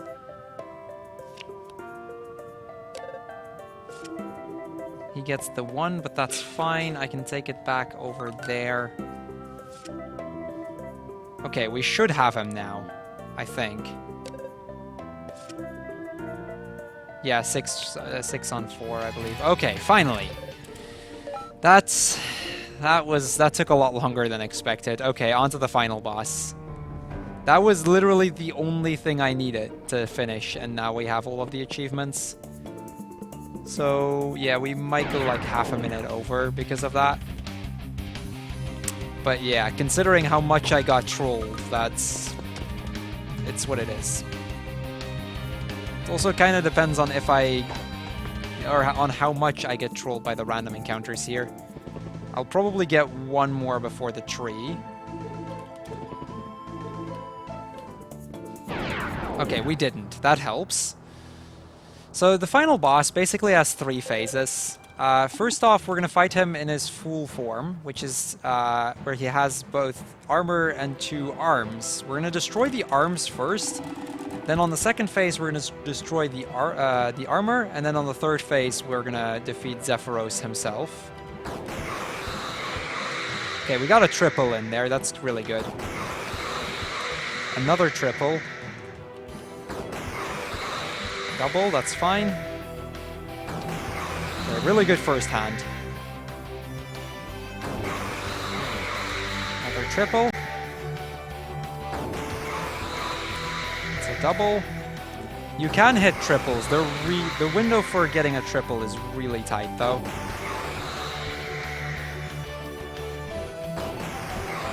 Okay, decent first phase. 2,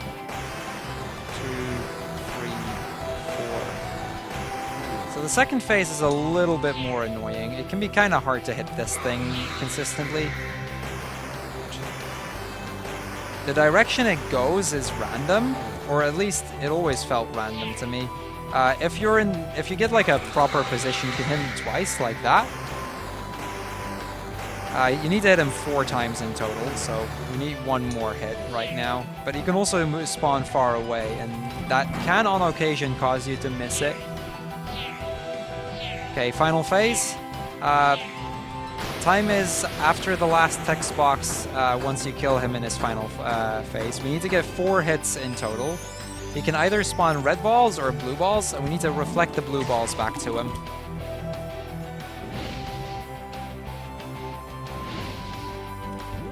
Okay, so that's 1.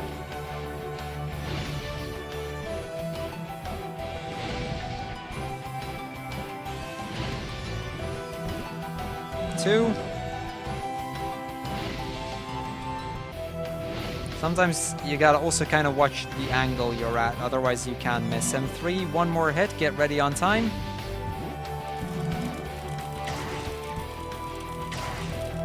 Time. So yeah, unfortunately, after that cart tourney troll, a little bit over. In about, like, if we have that, about like 1 minute, we can see whether it's 100%, and then it's on to Final Fantasy VII, I believe. Which I think I'm gonna join you on the couch for, so, you know, should be a lot of fun at least. It's also, I believe, for at least one of the naming incentives right now is pretty much the last chance, isn't it? Because Cloud is gonna get, Cloud and Barrett are about to get cut off, so yeah, might want to snipe that if you still want to. I think our names are currently on there, Riekeld and mine. That is indeed correct. So yeah, you get a really short bit of credits, and at the end of the credits, you basically get to see the percentage. If that is on 100%, at least, you know, finishing the cart tourney was worth it, in a sense. It's kind of the idea with this category. Any percent is a pretty execution-heavy category, whereas 100% has a lot more RNG to it, which is kind of what, at least I feel, makes it a really cool category to run as well. Like, it kind of mixes things up, especially compared to how, like, you have the very execution-heavy part of any percent, and the very RNG-heavy part of 100% to go along with it. Makes for a nice mix.